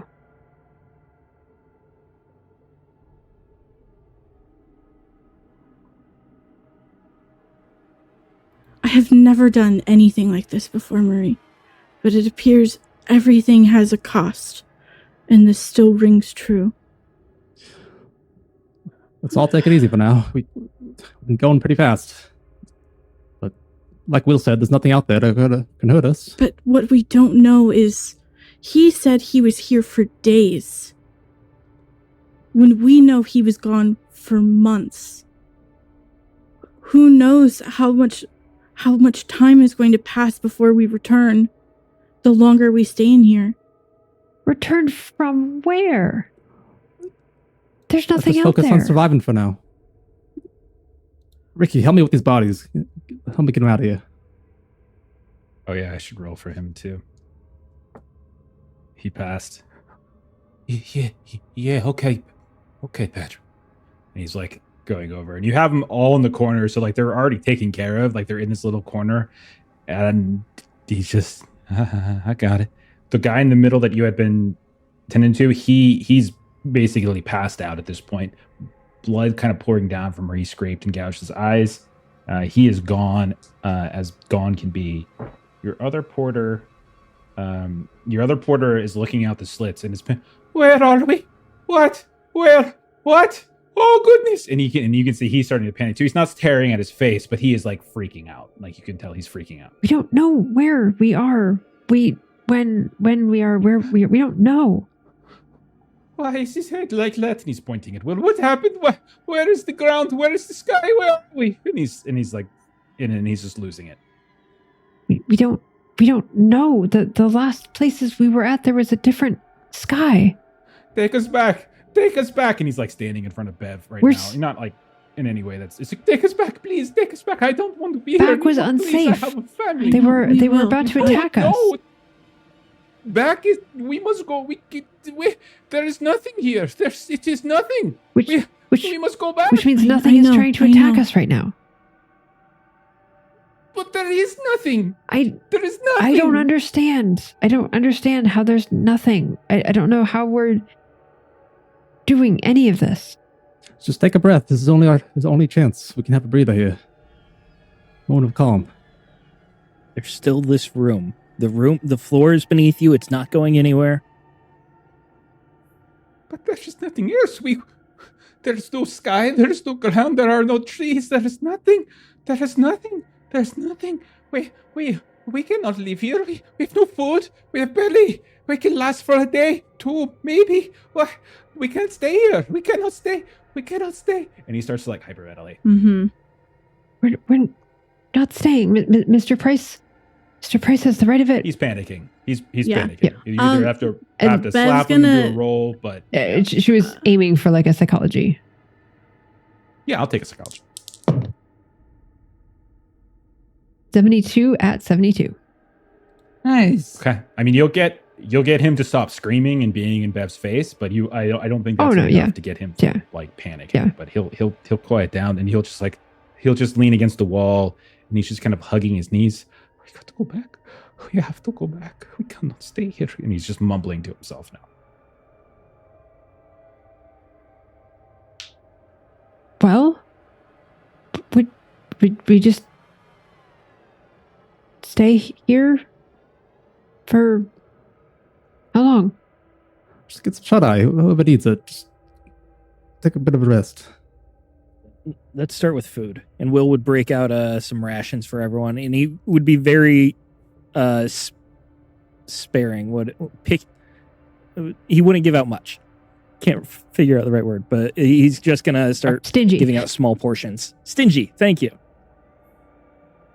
Start handing it out. Thank you. He grabs it, starts eating it.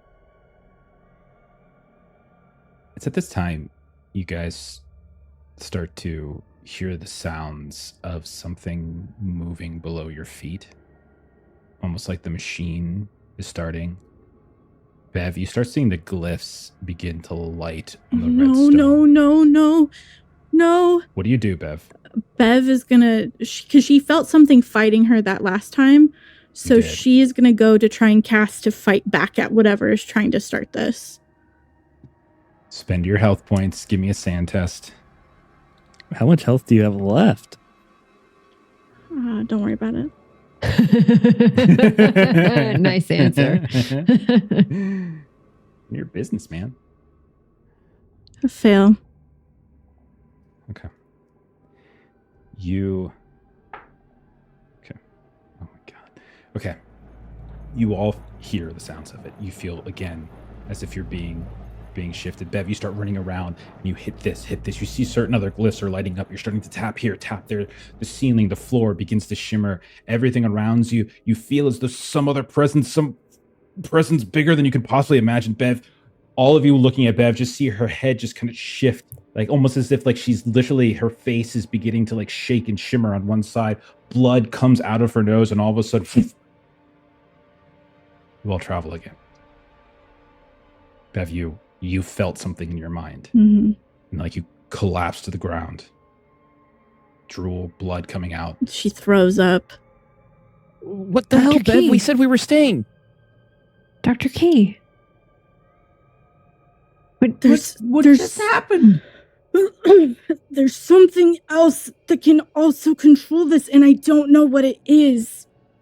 And it was trying to take us somewhere. And I had to... You traveled.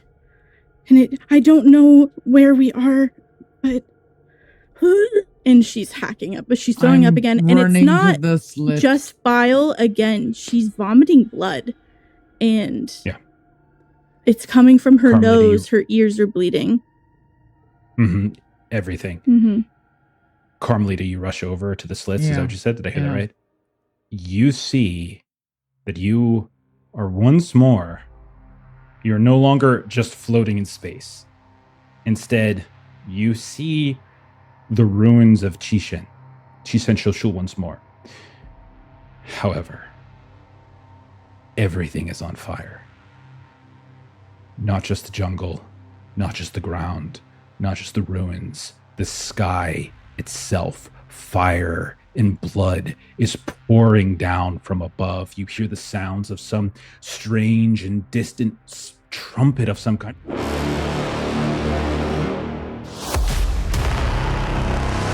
And it cascades against your ears. Everyone roll a sand test as that starts to drift in through the slits, filling the entire room itself. And it just starts to just pierce and push against the sides of your heads. Your temples begin to collapse in upon themselves. The earth starts to shake. Carmelita, you can see this the spout of fire or flame just erupts out of somewhere deep in the jungle itself. There's a thunderstorm that you see just roiling through, but it's not rain that's falling. It's blood. It's fire itself. Green lightning streaking this way, streaking that way. Ash blanketing everything. And then suddenly you hear the sounds beneath you, the shaking beneath you of the machine. The glyphs begin to light up. Bev's not doing anything. Bev's sitting there vomiting onto the ground, blood, eyes dripping. Everyone, you still hear the trumpeting sound. You've never heard a sound like this in your entire lives. And then it's gone. As the sky, the ceiling, turns to shimmering once more. The ground turns to shimmering once more. And you travel. When you open your eyes again, all of you are having trouble seeing as your eyes are completely and utterly filled with blood. Carmelita, you're looking out. You're looking at the out the slits. And you see a familiar sight.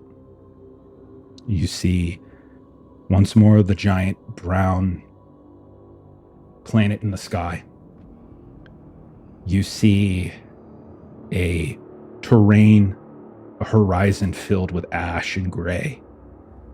And you see that massive figure with dozens and dozens of jaguar eyes and wings that could blot out the sky, staring directly up at all of you.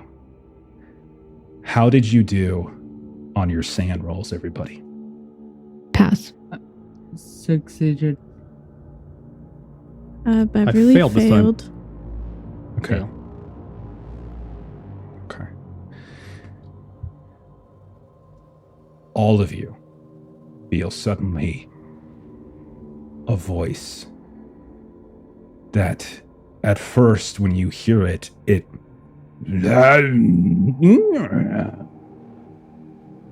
then you hear the sounds of a striking of electricity, as if lightning has just struck. And anyone by the slits can see that sky, that ashy sky. There is like dark, black thunderstorms, and these big strikes of lightning come down, and you feel them begin to hit here and there around the earth. And then one of them hits the pyramids, and that voice that was bleeding through your mind says, "Let us see your truths." Will, you see this in front of your eyes, or in your mind, or you look around for a moment and you just see like this big empty blackness of space. All around you, Marie, Carmelita, Bev, Patrick, the two porters, Rick, those that are already deceased are deceased, but Alvar is there as well. All of you standing, none of you bound, all of you just drifting. And around you, around this blackened cloud, you start to see images, rapid fire, one after the other, one after the other, one after the other. And you realize, each of you, it is Will. Will, what is it they see? What truth is now being displayed in front of your traveling companions? At first, you see Will holding a fishing rod. Seems to be a sunny day, walking next to a creek. He's teenage, maybe 16 or so. And you see someone standing next to him, a young man, older than Will, but still very young.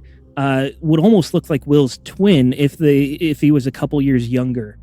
And you see them walking together, and the older man says something, and Will, you see him have a flash of anger, and he just tackles him in the way that brothers just start fighting, and they go tumbling down this creek, and the older man easily overpowers Will. He's a scrawny little kid, and he's sitting on the back of Will in this bank of mud.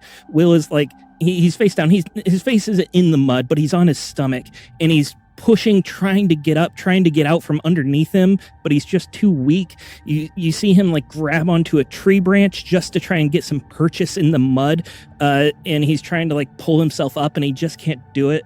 And the older man eventually is laughing and then steps back, gets off him, and Will, in a flash of anger, just swings around with this branch and hits him, his face. And you see his face, his head just twist, jarringly so. And he goes tumbling down into this water, into the creek. And you see Will standing there, his anger immediately gone, a look of panic as this man is just face down in 6 inches of water, not moving. Will drops the branch and runs. All of you see this, not as if you're looking at a screen or a stage. All of you see this in your mind, one after the other. Every single image, every single detail. And not only do you see it, Will, you know they see it. Suddenly everything around shifts back to black. You see this murky little mist moving about, and then we see Marie everywhere, one after the other, image after image after image. Marie, what do we see? You see a younger but adult Marie sitting at a kitchen table, kind of sharing a drink with another woman who looks to be the same age as her. And they seem to be having kind of a friendly conversation. Marie is looking at the woman's left hand. You see her looking at what appears to be like an engagement ring. And you see them talking, kind of excitedly and happily. And you see a little bit of a shadow come across the other woman's face. And you see her kind of touching kind of her abdomen a bit. And you see kind of the understanding sort of come across Marie's face, why this friend of hers is getting married. and you see Marie's face sort of go ashen, and she kind of looks away, and out from behind this other woman, you see a young man that we saw in Marie's sort of last flashback of Georgie. And you see Georgie come up, kind of sneak behind this woman and put a rag over her face. And Marie just sort of like looks down and looks away. And when you see this other woman sort of go limp, you just sort of see Marie just kind of like gesticulating wildly at him, and him just kind of like, kind of brushing her off and kind of taking this woman away. You see the images flash one after the other. All of you see it. All of you know it. Marie, you know they know it. And then all around you once more, you're floating again in this kind of black and gray cloud. You see images start to appear. Rick. You see Rick is that Raul, Eduardo drinking. You can see they're laughing, and you see they're driving. And as they drive, suddenly you hear a screeching sound. You hear the sounds of as if they hit something. They're arguing. You hear Rick's like, "Wow, we hit someone! We got it!" And then you see they're all arguing. And they look back, and on the ground, in the mud, in the dirt, there is a body that clearly has been run over. And then we hear the sounds of the screeching tire as the car drives away. Rick's voice screaming back that we have to check. And then you're back in this floating mist, this smoke, this floating void. And then we see one after the other images pop. Patrick. What do we see, Patrick? The younger Patrick, about a decade. He's in his 20s. Well-groomed, dressed for a night out. He's at a party. There's lights galore, drinks everywhere, people dancing, partying, jazz, music, drugs, all that stuff. It's late into the night. It's many drinks in. It's in his apartment room. It's got drinks all about. It's got a cigarette in another. And it goes dark. Next thing he knows, he wakes up. There's fire all around the room. Smoke everywhere. Running out. The entire apartment building's on fire. It's the last thing he knows. You guys feel the heat. You see the flickering of the fire. And then suddenly, we're back in that floating mist. All of you limply, you maybe even try to move your arms. They just don't work. You don't even know if you have arms anymore. And suddenly we see the face of Alvar floating there. We see him contorting, turning into this sort of angry, evil visage, this dark visage. We're zooming directly in on his face, blood squirting up onto it. And as we pull back, we see he is standing over the back of a man who is now draped over top of a series of tomes at a table. And we see Alvar, knife in hand, stabbing. And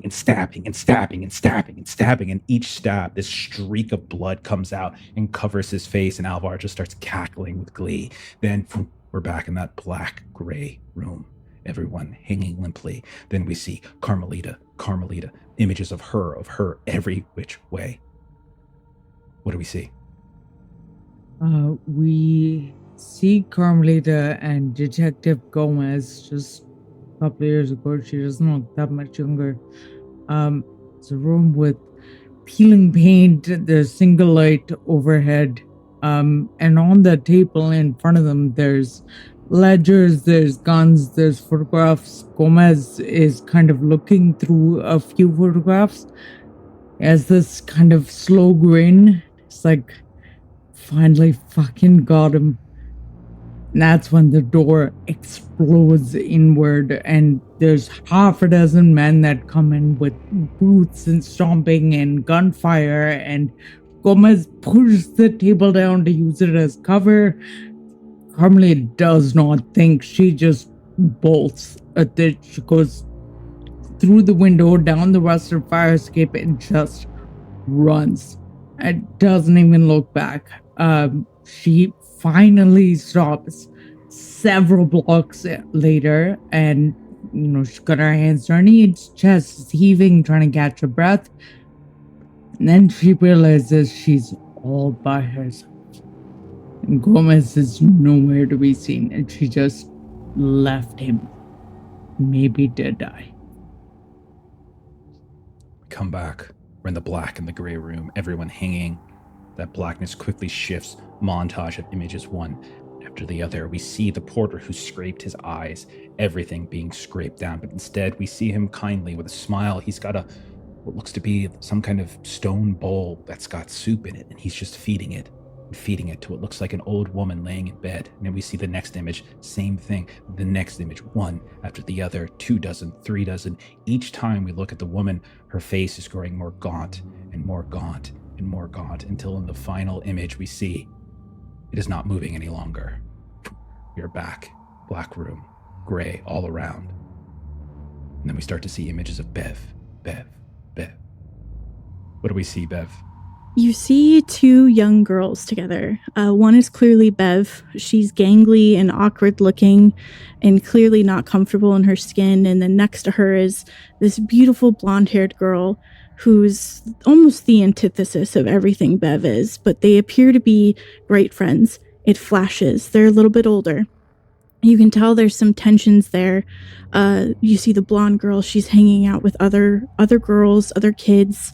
Beverly is excluded, and you can feel this great swell of jealousy. And flash, again, they're like 13, 14, and the blonde-haired girl is dating, it appears, this boy that you can tell that Beverly holds great affection for, and also this malicious jealousy. And then it flashes again, and they're kind of out in a forest, and you can tell that the 2 are yelling at each other. They're screaming. They're having a confrontation. The blonde girl is screaming at Bev, "How could you do this to me? I love him. You can't have everything you want, Beverly, just because your dad is rich." And Beverly is yelling back at her, "You always get everything. Everyone's always loved you. I've never meant anything. How could you just throw me away like that? I loved you." And they both push each other. And Beverly falls back and she hits a tree, but her friend falls back and her head hits a large rock. And then Florence doesn't ever get up again. And Beverly kind of stands and she's crying and she's scrambling. And instead of going to get help or checking her, she just runs away.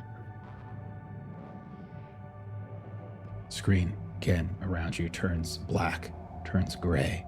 You hear the sounds of lightning striking one after the other. All of you have seen this. All of you have internalized every it, and all of you know that your truths, your deepest, darkest, worst action in life has now been broadcast to everybody. And as you look around and you see the fear, revulsion in each person's eyes, you can tell that black gray surrounding begins to take shape.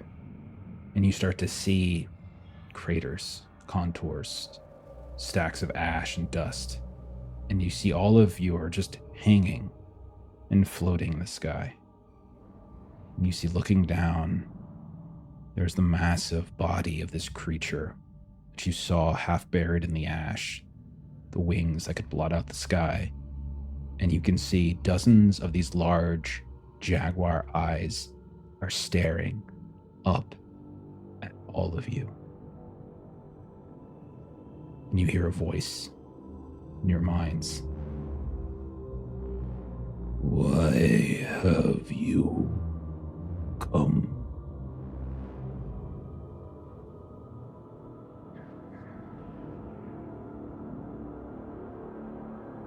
Pete. To know who you are. I go by many names. And you hear Alvar. My lord, Golgoroth, that is one. And you look over and you see Alvar's face just begins to show this moment of ecstasy. And his head just begins to crater in upon itself. Why have you come? It occurs to you all. They're in your head. They just saw every darkest secret that you have never shared and never would. They're asking you a question. Maybe you, especially Carmelita, given your background, they're not asking a question that they do not know the answer to already. But they're waiting.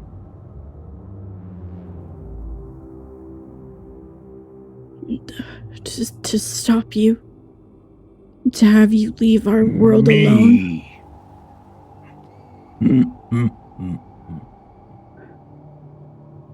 You feel the sides of your head begin to press down. And you realize...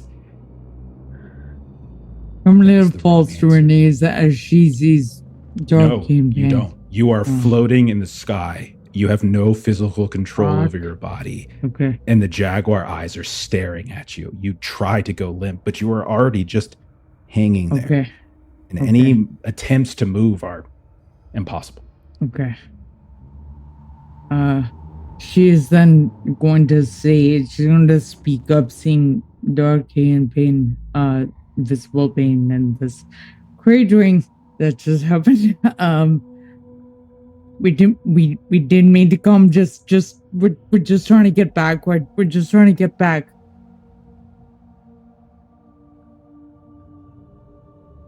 I've been trying Patrick, to figure out what Will. the hell you are. You don't want me. You have been misled. You want the liar from beyond. You could tell there's like a snarl at the end of that statement.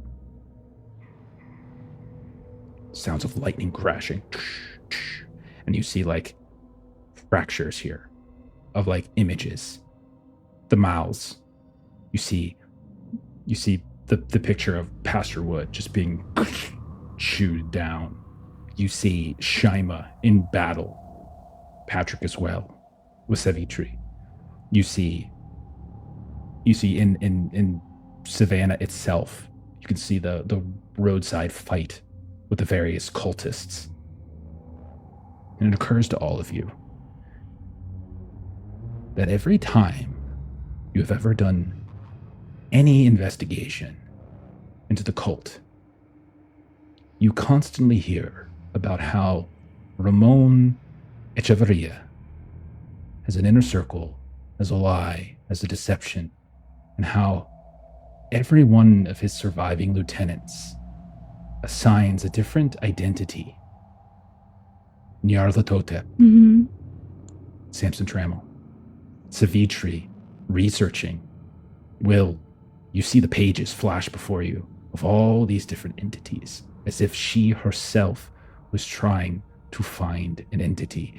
You see the pages of Jonathan Brooks, who swore Golgoroth was this entity, but Savitri herself thought this was incorrect.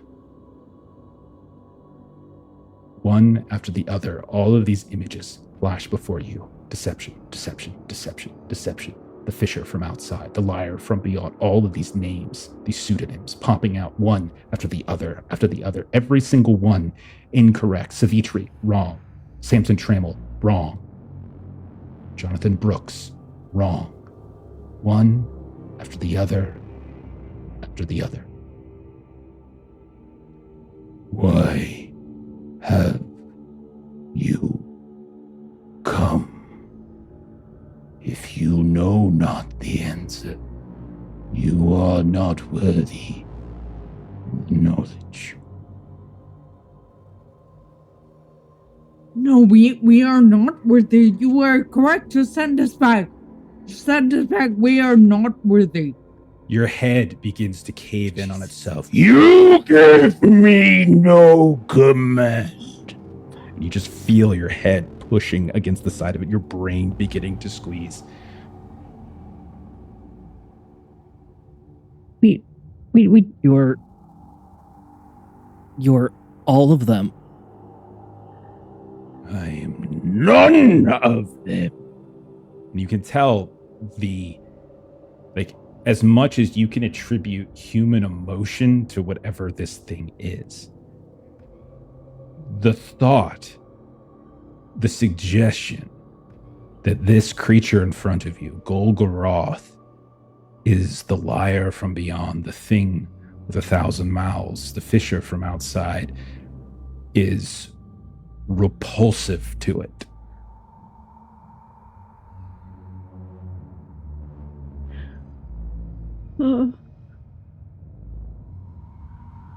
We don't know what We're after the truth.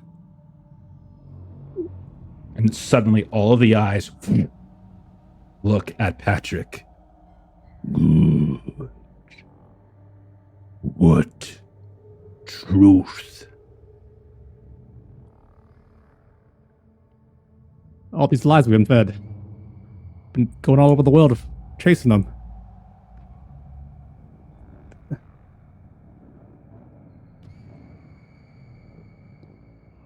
Why is everyone going insane?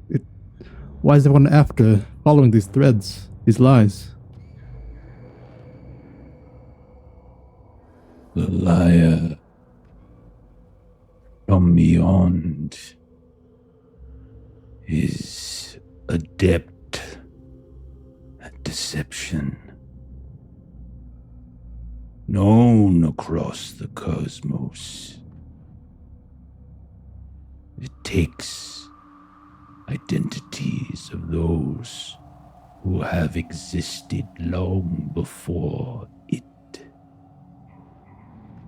besmirches our power, encroaches upon our domain. You petty, puny things are an easy mark for it. And you can just see, like, every epithet that you've heard for the liar from beyond just flashes in your mind, one after the other, one after the other. And again, nobody seems to know exactly who that is. Savitri constantly researching who it might be. Jonathan Brooks constantly doing it, swears he found it. Samson Trammell himself swore it was an entity called Nyarlathotep. Savitri thought both of them were wrong. And Ramon himself clearly was lying over and over about just who it was the cult, his cult, revered. Who it was that his cult tried to summon in 1924. And all of you suddenly see a flash in your eyes. The farmland in Los Angeles. Some of you have been there. And you see the bodies sprayed about here and there. And you see fading this gigantic fleshy creature with no head. And you hear and feel the revulsion of this entity that currently studies you below. We want to know What truth? what is this being? And you hear like the sounds of lightning strikes.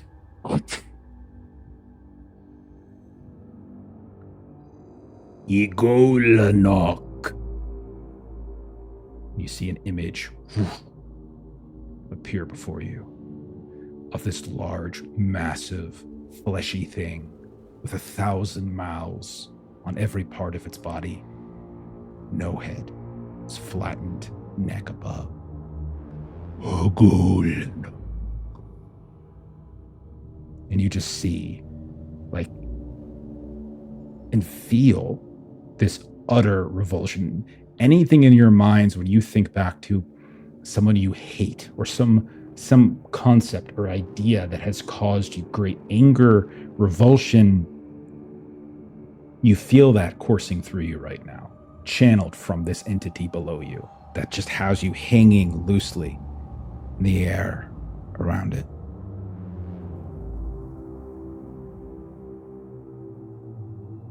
And you realize that he has just given you the name of the entity that has been hidden beyond layer and layer and layer of the cult's inner workings, inner dealings. It's a name I think, Will, you might have seen at one point, if you flip through Zavitra's thing, but not necessarily one that ever was given great attention. It's a name, Bev, that you might have seen cropped up once or twice, but as an offhanded comment here and there, hidden weirdly between the lines here and there, hidden between a marginalia, just somehow not quite there, never quite drawing your full attention, regardless of which text that you have ever read. Igolinak is hated throughout the cosmos. It steals from us. It hides behind names that it has no right to bear. You wish to end him. Yes. Yes. Yes. Suddenly, lightning crashes down, and you all feel this pressure, like just right behind your eyes, just swelling and swelling, and you feel him needling and moving around inside Golgoroth, that is. And you see this surge of images, a black cenote filled with stars, a serpent's mouth whispering words without a sound, and then suddenly a mouth taking a bite out of the head, a glyph of ash burning across this shifting moon. You see the snake now swallowed whole. You see a pyramid flickering and inverted in the sky, suddenly plummeting to the ground. You see the body, this big, giant, fleshy body, split open like a bell. And you feel as though you have just learn something. Like something was just gifted to you. And Bev, of all people, you would know more than others. This seems to be some way of summoning Golgoroth himself. Gets open up, you see this massive fog just kind of coiling around. And you realize that you kind of shifted, you've changed, you're somewhere else. You're not quite sure. The sky itself is hard to discern. And you can see that the jaguar eyes are staring down at you. And it's as if you think you have been gifted a way of defeating a Goldenok. If you could find him.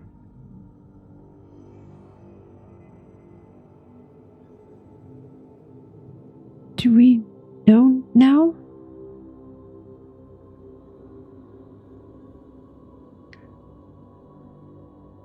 You all look around. You see the lightning crash, one after the other, and suddenly you feel the sounds of the machine churning. And you realize, like, you are no longer hovering above him, but you are back inside the red stone capsule.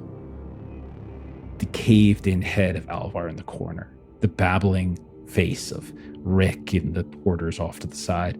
You are all staring at each other. Anyone by the slit, you can see the massive body that you believe now to be Golgoroth. Eyes still looking at you. In your minds, this jumbling of a spell, some kind of mixture of ritual and encoding and a series of steps that you could take that could perhaps bring this creature before you in front of this other. The enemy of your enemy is your friend. Thank you. You feel this, and you don't get any sense of warmth, but right as like that falling feeling comes, you hear a voice, all of you, again, in your minds. If any of you return to Chichen Shoshul again, it will be to die. You disappear.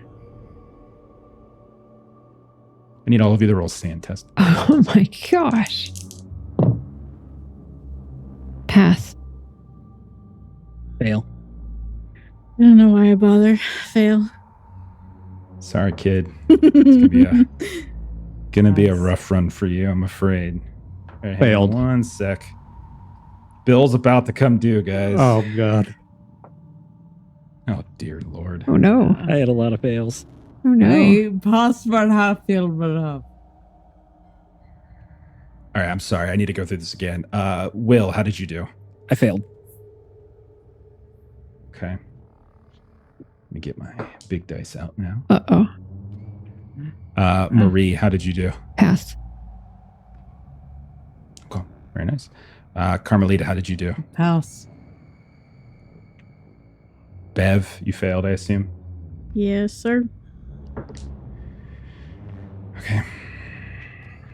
Patrick, how did you do? I failed. All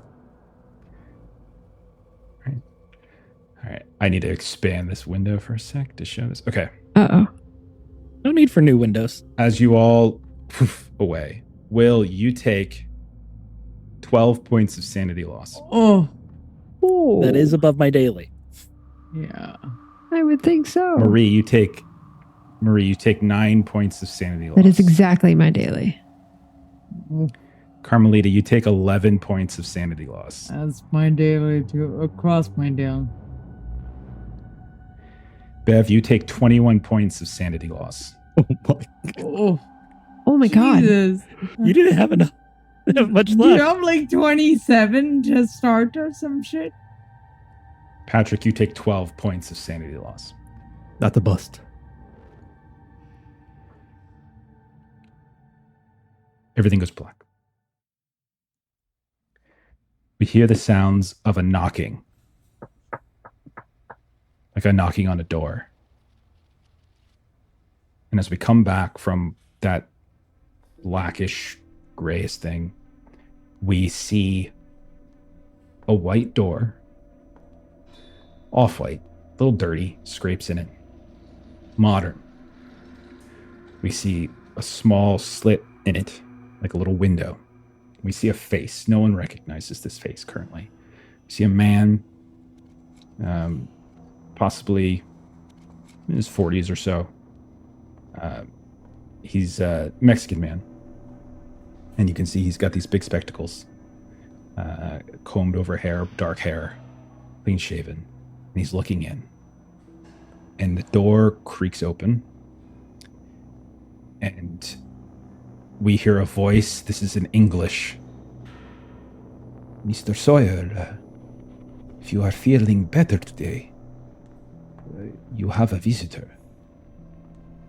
And we look over and we can see in the corner of a very small padded room, we can see Will lying down in a bed. No shoes. We can see he's in just some basic pajamas, long sleeve shirt, long sleeve pants. And we see a light blanket over top of him. Eyes like bloodshot. We can see scars all over his face, now healed. Are you feeling better today, Mr. Sawyer? Yes. I think I feel better. If I bring you to the visitor's room, we are not going to have an incident like we had yesterday, are we? Do I remember yesterday at all? You remember everything from what happened in Shishen. You remember Golgoroth. You remember seeing people's heads caved in. You remember shooting at beasts. You do not remember this place. No. No incidents.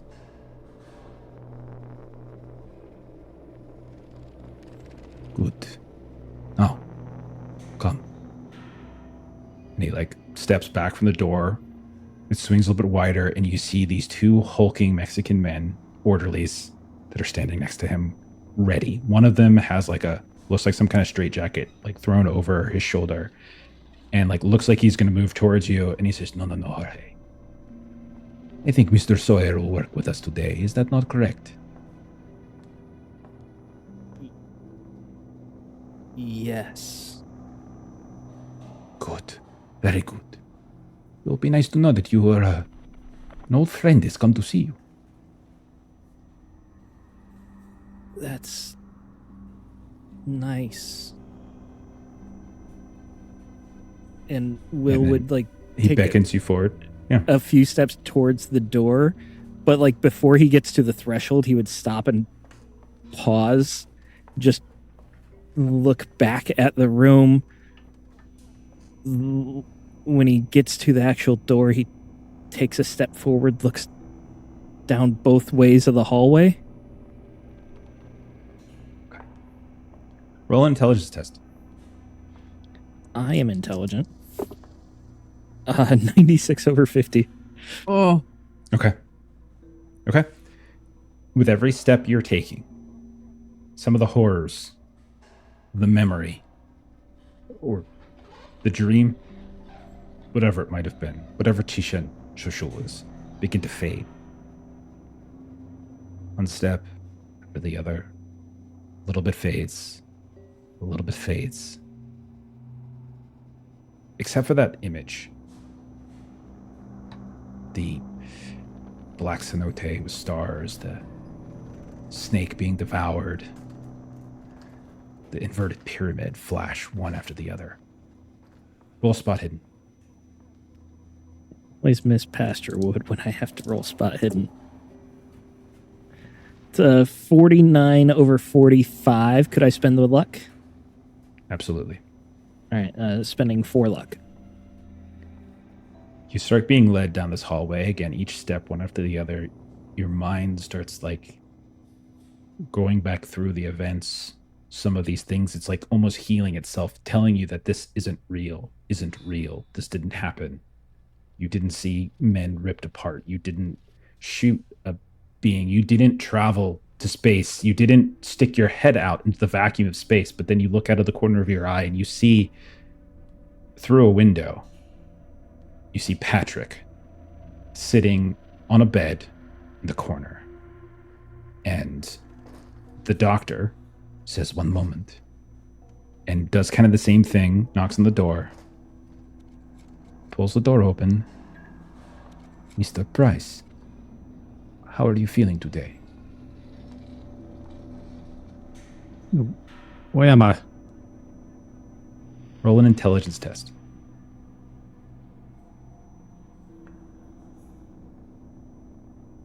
$36 to pass under 40. You remember every little detail of whatever happened in Chichen. Everything. It's there. It's the forefront of your mind. None of it fades. You remember the giant creature. You remember hurtling through space. You remember all of it. And you look up and you realize you have no memory of making it to this space. How you got here. I gotta get out of here. I gotta get back to the Yucatan. Mr. Price, you are in Merida. As we said, I don't think he will be coming with us. Wait. Mr. Price, if you could behave yourself. There's a friend who is visiting you. A friend? I'd like to see them. Well, I would like you to see them as well, Mr. Price, but we cannot have another incident. Yes? I won't cause any problems. I want to believe you. I want to. But Jose is going to put the jacket on you today. You are too strong for your own good. If I can see a friend, I'll wear it. Patrick, I'm Very cool. I'm here. You hear the sound of Will. Will? Yeah, I'm right out here. They're taking us to see an old friend. All right. Zip me up. They come in and they put you into a straitjacket. They tie you around and they start leading you down the hall. We cut. We once more, we hear the sounds of a rapping on a door. And we see a face in a window, much like what we just saw with Will. Except this time we see a woman's face. Hispanic, thick black eyebrows. You can tell that she's a little bit older, maybe in her 50s, hair kind of turning gray. The door opens up. You hear, Miss Wynne, are you feeling any better today? I think so. Very glad to hear that. Very glad to hear that. Roll an intelligence test, Marie. Succeeded. Okay. The memory of everything is clear as can be. You have no memory of making it here, though. The last thing you recall is the tick, tick, tick, the drop of pressure, and then the disappearance. I can't stay here. I can't stay here. We have things to do. I can't. Miss Wynne. Deep rest. What did I tell you about breathing? We've gone over this every day. Breathe. In through the nose, and out through the mouth. And she's like shallow Through the breathing nose. very quickly. There is someone here to see you. I want you to see them. I think it would be good for you to see them. Of course. Of course. But I cannot take you out into the visitors area if you're going to hyperventilate again. We almost didn't get you back last time. Well, I want to see a friend. I would like you to see a friend as well. So she'll very exaggeratedly like Good. Very good. And she steps back, and almost identical to the scene I described with Bill, the door opens up and you see two hulking men. You can see they have a jacket over their shoulder. Come with me, and please remember to breathe in through the nose and out through the mouth. Excellent. Roll spot hidden test. oh god. It's a 99. Oh, What's your spot hidden? 72. Okay. It's not a fumble then. Yeah. Okay. All right. So then as you're moving down this hall, in like your feet shuffling here and there, you look over, you can see other rooms, you hear the sounds of like screams here and there, mostly women's voices, and definitely the sounds of like conversation. You look over, you see a group of orderlies, someone wearing like a doctor's coat, and clearly what looks like a nurse of some kind as they're wheeling a patient around. You can't quite get a look at who that patient is as they wheel them, but they're thrashing around like crazy. And right as you're turning the corner to go down this other hall, you spy Carmelita sitting, like rocking, maybe just sort of like just 1,000-yard stare in her eyes, just kind of staring ahead.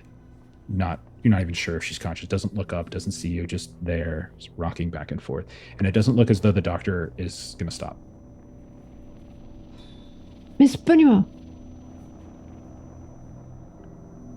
I am sorry. Who? Miss Buñuel. Just right, Carmelita. And she like quickly, the doctor like gets her clipboard. I'm sorry, I don't know. That is not one of the names that I have been given. But Carmelita. And Carmelita, you hear suddenly the sound, like this distant sound first, but then it grows louder and louder until you recognize Marie's voice, and you like wake up, and you are in a white room, padded, and there's a window, and you hear like through the door Marie's voice. No memory of how you got here. look around first and kind of just take stock of what Marie, is that you? I'm gonna try and make my way and be very confused with my surroundings of where I think I hear a voice coming from. You stand up, you go to the door, The door's locked, but you're looking out the window, and you can see Marie is in a bright hallway. You can see she is wearing some kind of garb that you are also wearing.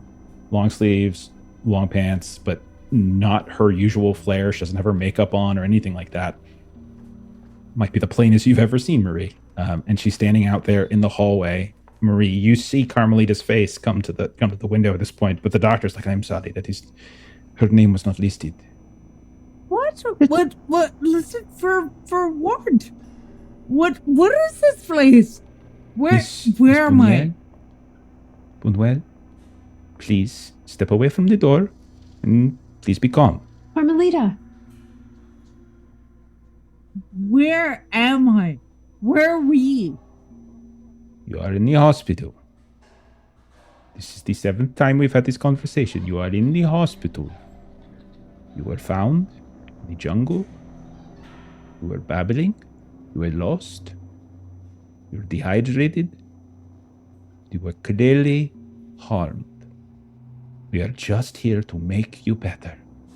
But to do that, we need you to calm down, please.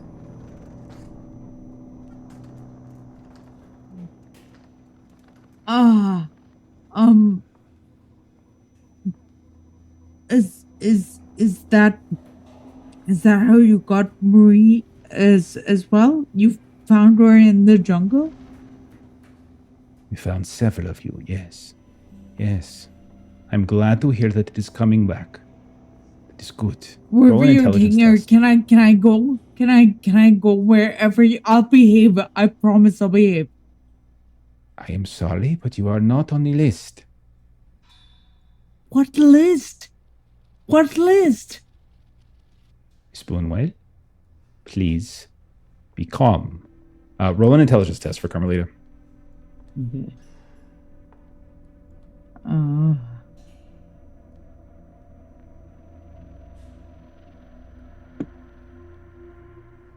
31 pass. Okay. You remember everything. Like every little detail. None of it's fading. All of it is crisp. All of it's like it happened 5 minutes ago. Everything. The crunching of Alvar's head. The feeling of your own head caving in upon itself when you dared to tell a god what to do. Yeah. Right? All of this is there. Maybe even your head begins to swell at that point. And all of it's very clear. But she says, Spunya, we have sent contact information to Mexico City. When someone comes to collect you, we will notify you. Now, please just focus on resting. I'll be so much better if you let me go with Marie. Please, if you found us together, please. I promise I'll behave. The doctor looks at Marie. Honey, do you know this woman? Yes, I told you that's Carmelita. How do you know this woman? We're friends. She knows. We're friends. We're all friends. She knows someone from Mexico City that we knew from Mexico City, and we met up in Merida. And she traveled with us. Okay, one of you can roll a test. I don't care which one. Persuade is more than likely what you're doing because you're not telling any lies. You're not charming her. You're just sort of trying to talk her into it. So persuade to me seems like the best roll. So obviously whoever's got the better one can do the roll. And I would say because you're both helping each other, you could take a bonus die. I only have a 60. You're probably better, Mary. 73. Yeah. Okay. Yeah, All right, go for it. Because the bonus die, I have a 9 under 73. So extreme success. And you were found together. Miss Boonwell, if you promise to behave. I promise. I promise. You can see one of the orderlies like whispers something in the doctor's ear, and as he does so, Marie, you can spot like there's a bite mark on his forearm. And she says, I'm sure it will not happen again. Maybe if you paid more attention, it wouldn't have happened the first time. And she like motions to the door, and the other orderly goes and unlocks it. The door swings open, and Carmelita, you can come out into the hall. Carmelita. I'll say gratefully to me, thank you. Thank you. I don't know what we're gonna do, but we'll do it together. They're taking me to see a friend. What friend? They haven't said, but they didn't know you. But I guess it makes sense they didn't know you because we didn't know you for long. So, we're and she'll kind of turn back to the orderlies. We're going to see a friend. And they kind of look at the doctor, and the doctor's like, yes, of course. Come with us, please. And they start leading. Again, calm. Yes? There's no need for anything but calm. We are here merely to make sure that you are healthy. Dr. Key? Yes? Dr. Key's coming to see the friend too?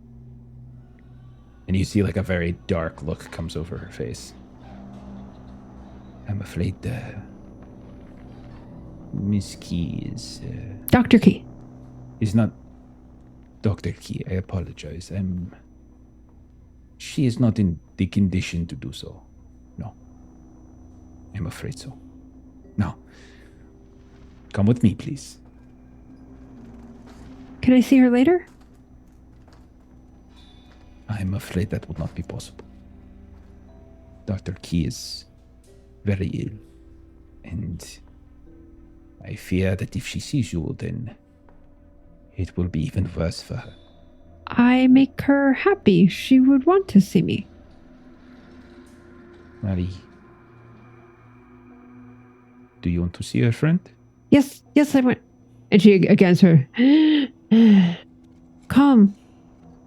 See friend. And so she leads you down a hall, and we see like this like split screen of the two groups, the guys coming from one side, the women coming from the other side, eventually kind of merge. We see the two doctors commiserate. And we see this double set of doors swing open, and we see a series of tables. And we see sitting at one of the tables is Frank Kearns, familiar bomber jacket. We see in the far corner of the room, there is another figure, a woman who turns around, young, and she comes rushing up. She's like, oh, thank goodness. And you realize it's Elena Alcatruz. And like, I told you they should not be here no more. And Frank turns around, he's like, I got it. He's like, well, hey there, Will, how you doing? And he's like, you could tell he looks very concerned. You hanging in, kid? Yes, I'm feeling much better now. It's really good. I'm glad to hear that you're feeling much better. That's good. How you doing, Mr. Price? Doing okay? So good to see you, Frankie. What's happening? Oh, you know, just doing some business. And if you don't mind, I need to have a brief word with the doctors, please. And Elena will take you in. And you see, like, Frank gets up, goes past you guys, kind of like pats you on the shoulder, and then goes by, like, Marie, sort of this, like, swing, and then looks quizzically over at Carmelita as he has never met Carmelita, and walks past. And you can see, like, he and, like, the one of the doctors, like, steps out into the hall, and they start talking. And you're led to this central table, and you can see Elena is there, and she's, like, coming up, and she's kind of giving you a hug, Marie, and you hear, like, by some of the other, like, orderly, the other doctor that's left in here and stuff. And she's like, we're so worried about you. We've been looking at you for weeks. It's good to see you. My goodness gracious. I'm glad you found good us. to see you too. Yes.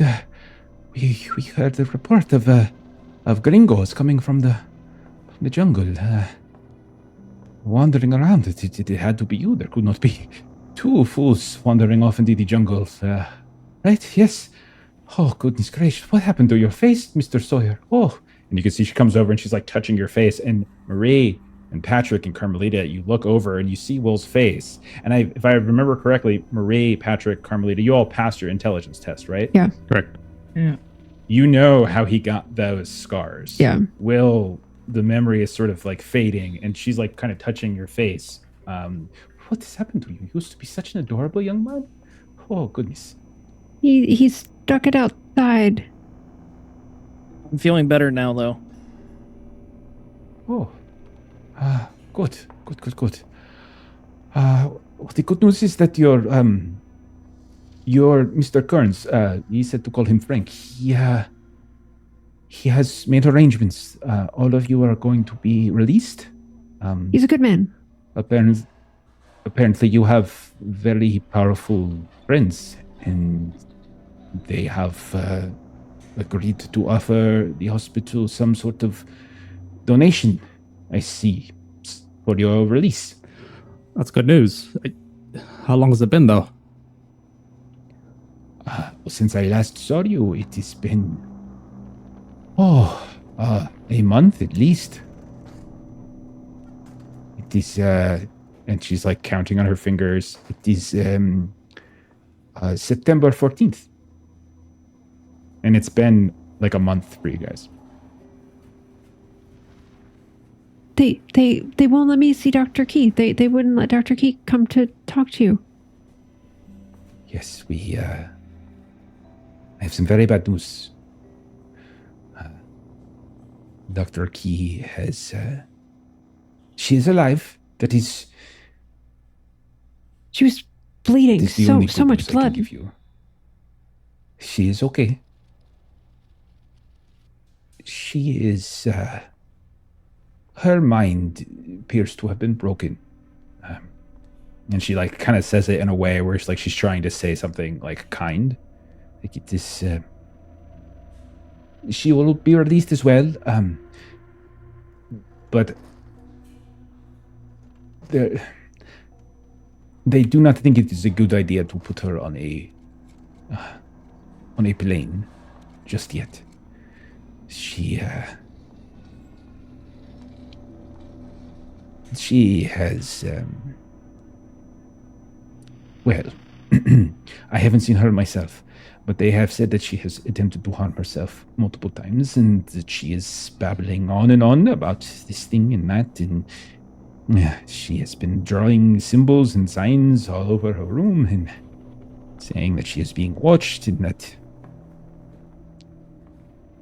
it was hard enough to convince them to release the four of, well, and she like looks over towards Carmelita, and if you recall, Carmelita was kind of mean towards Elena, the three of you, but I am sure we could convince them otherwise. Mr. Frank is probably doing that now. But We can't go anywhere without Dr. Key. yes, We're feeling better now. we have to at least see her. I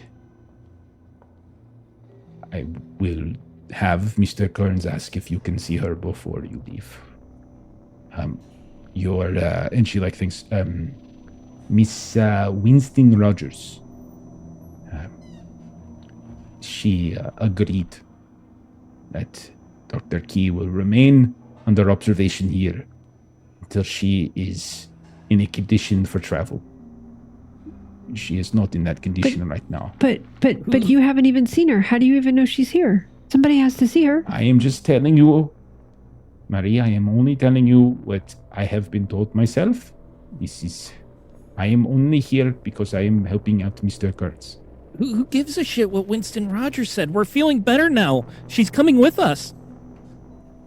And then you hear like the doctor who had come to your door, because like right now we'll say Frank is talking to the woman doctor who led Marie and Carmelita, and the male doctor is still in here, and he's like, Mr. Sawyer, what did we say? You're going to be calm. That is not calm. I'm calm. We can't leave without Dr. Key. Voices at that level are not calm. Down. Where is Dr. Key? Take us to her. She is. Are you giving me orders? We want to see our friend. Yes, take us to her. You can't keep her from I us. can see. But I can. She is very ill. barely ill. She doesn't have to see us, but we need to see her. We're feeling better now. Mr. Sawyer, I will tell you one more time. You are to remain calm. You will not tell us how best to administer your treatment. Marie will put a hand on Will's shoulder. Will, someone will see her. Maybe if they don't let us see her, maybe they'll let Mr. Kern see her. Well, make sure someone's seen her before we leave. Can't leave without her. She needs to get good care. I can't take good care of her. Marie, we are taking the best of care. I promise you. We have only her best health in mind. She is a very ill woman. And we will do what we can to ensure that she is no longer such. If Mr. And when she is up for travel, we will let her go back to her home. We have been in contact with both Miss Winston Rogers with Mr. Dr. What's the page? Charles Key. her father. Yes. And he has agreed. He is coming down here as well. If Mr. Kern says that he's seen her, then we'll be okay to go, right? If you remain calm, I will see if you could see her before you leave. That's all we want. Then all I want is for you to be calm. You are doing a wonderful job, as are you, Mr. Price, and as are you, Miss Bunya. But Mr. Sawyer, you'll need a lesson. Do you want a lesson? I'm calm. Marie will kind of link elbows with Will.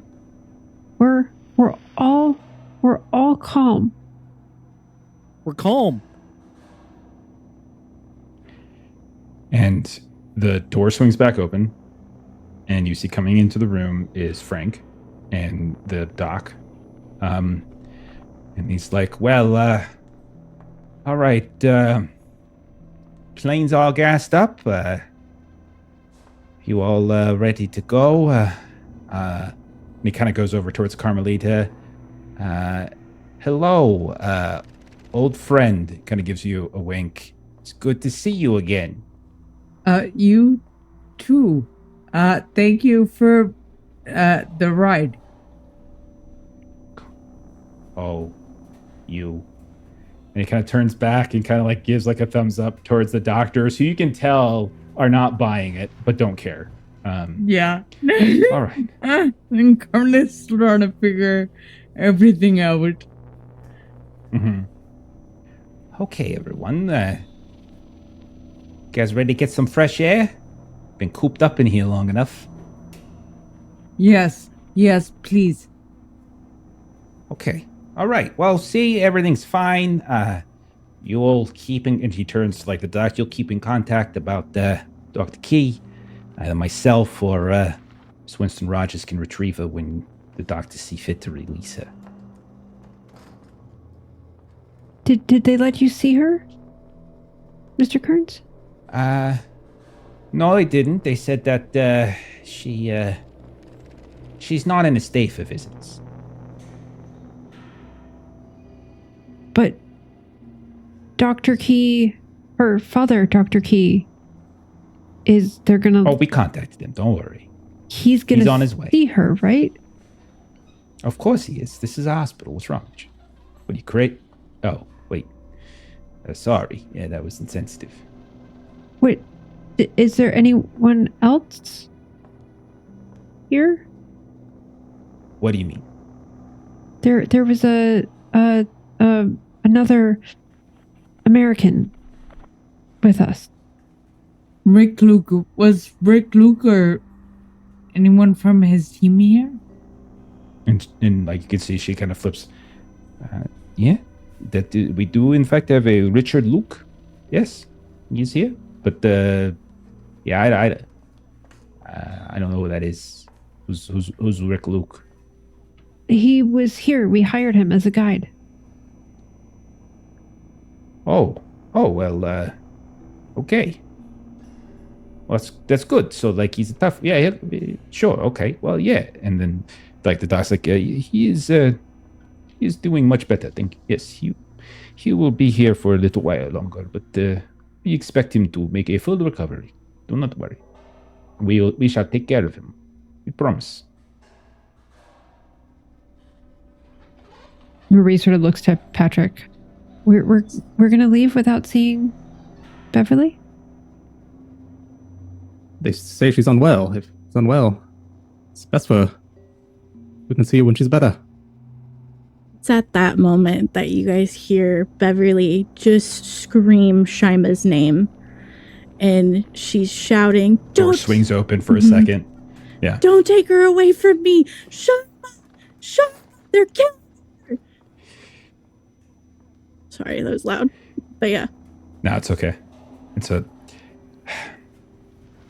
If it would make you more comfortable, you can look in on her, but you cannot talk to her. There is much that we have to repair. She is seeing things and she is hearing things. People that are not there, creatures. She insists that she has cast many spells on all of us here. That she is some sort of wizard. That she has traveled to space and time. We will have to attend to this. It would make you feel better. You may look in on her, but you cannot speak with her. Yes? Yes, we'll be calm. So they lead you down the hall, anyone who wants to. They take you to a room, locked, window.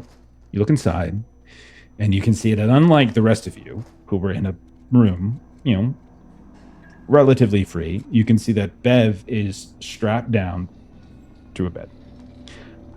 And you can see, like, the walls themselves have all sorts of markings here and there. And you can see, like, there's definitely signs of, like, harm. Like, she's clearly not well. Her hair going all which way and that. But she is there. As I said, this is the woman speaking to you. As I said, she is most unwell. I assure you, she will get the best of care. Marie just sort of puts her hand up, kind of just to the door, like not to make a noise, just sort of puts her hand on the door and just sort of whispers, "Be well, Dr. Key." And she'll step back so someone else can look in the window. Will would have gone all the way there, but he wouldn't actually look in the window. He would have gotten to the door and then just start focusing on his feet. Take a quick peek just to know that she's in there. You see her, and maybe even for a second, like her head looks up and she sees you. But like you can tell.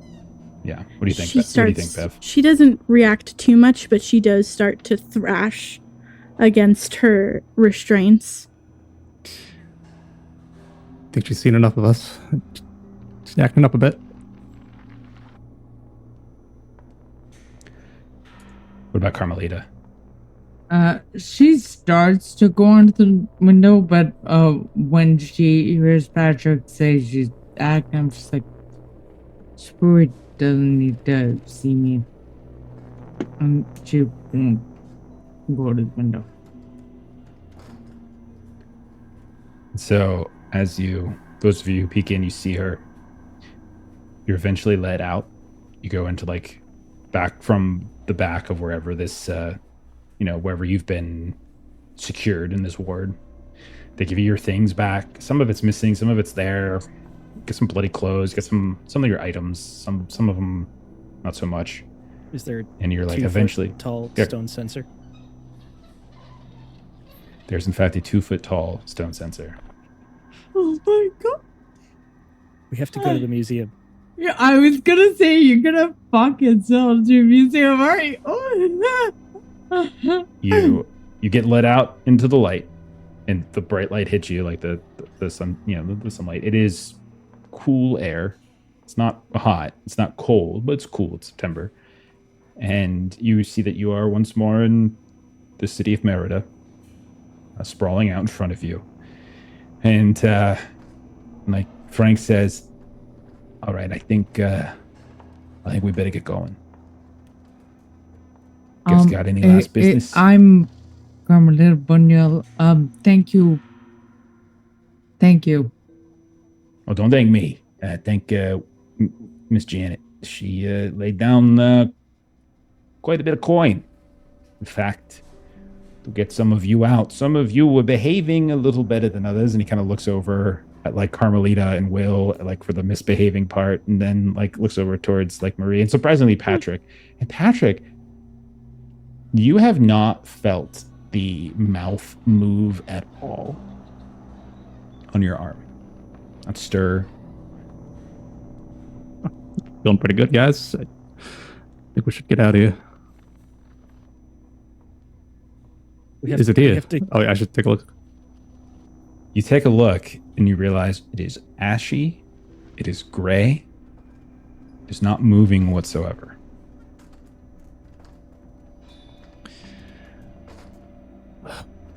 Whatever's been happening, it's working. That kill a party member, and now the mouth is gone dead.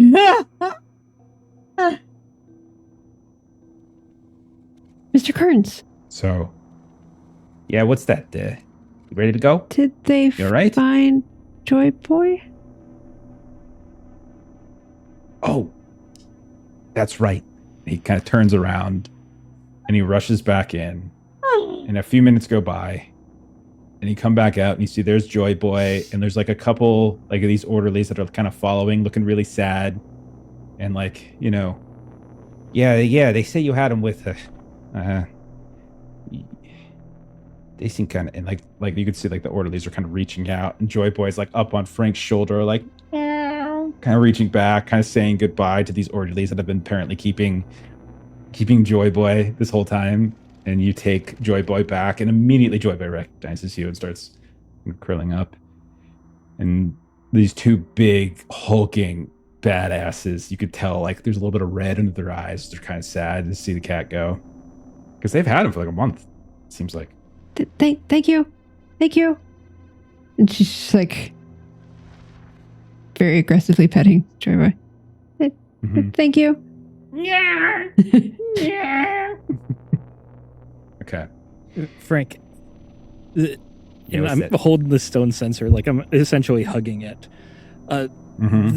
This came from the site, and it needs to go to Eduardo Ortiz Alvarez, the museum curator. It's being donated by Dr. Key.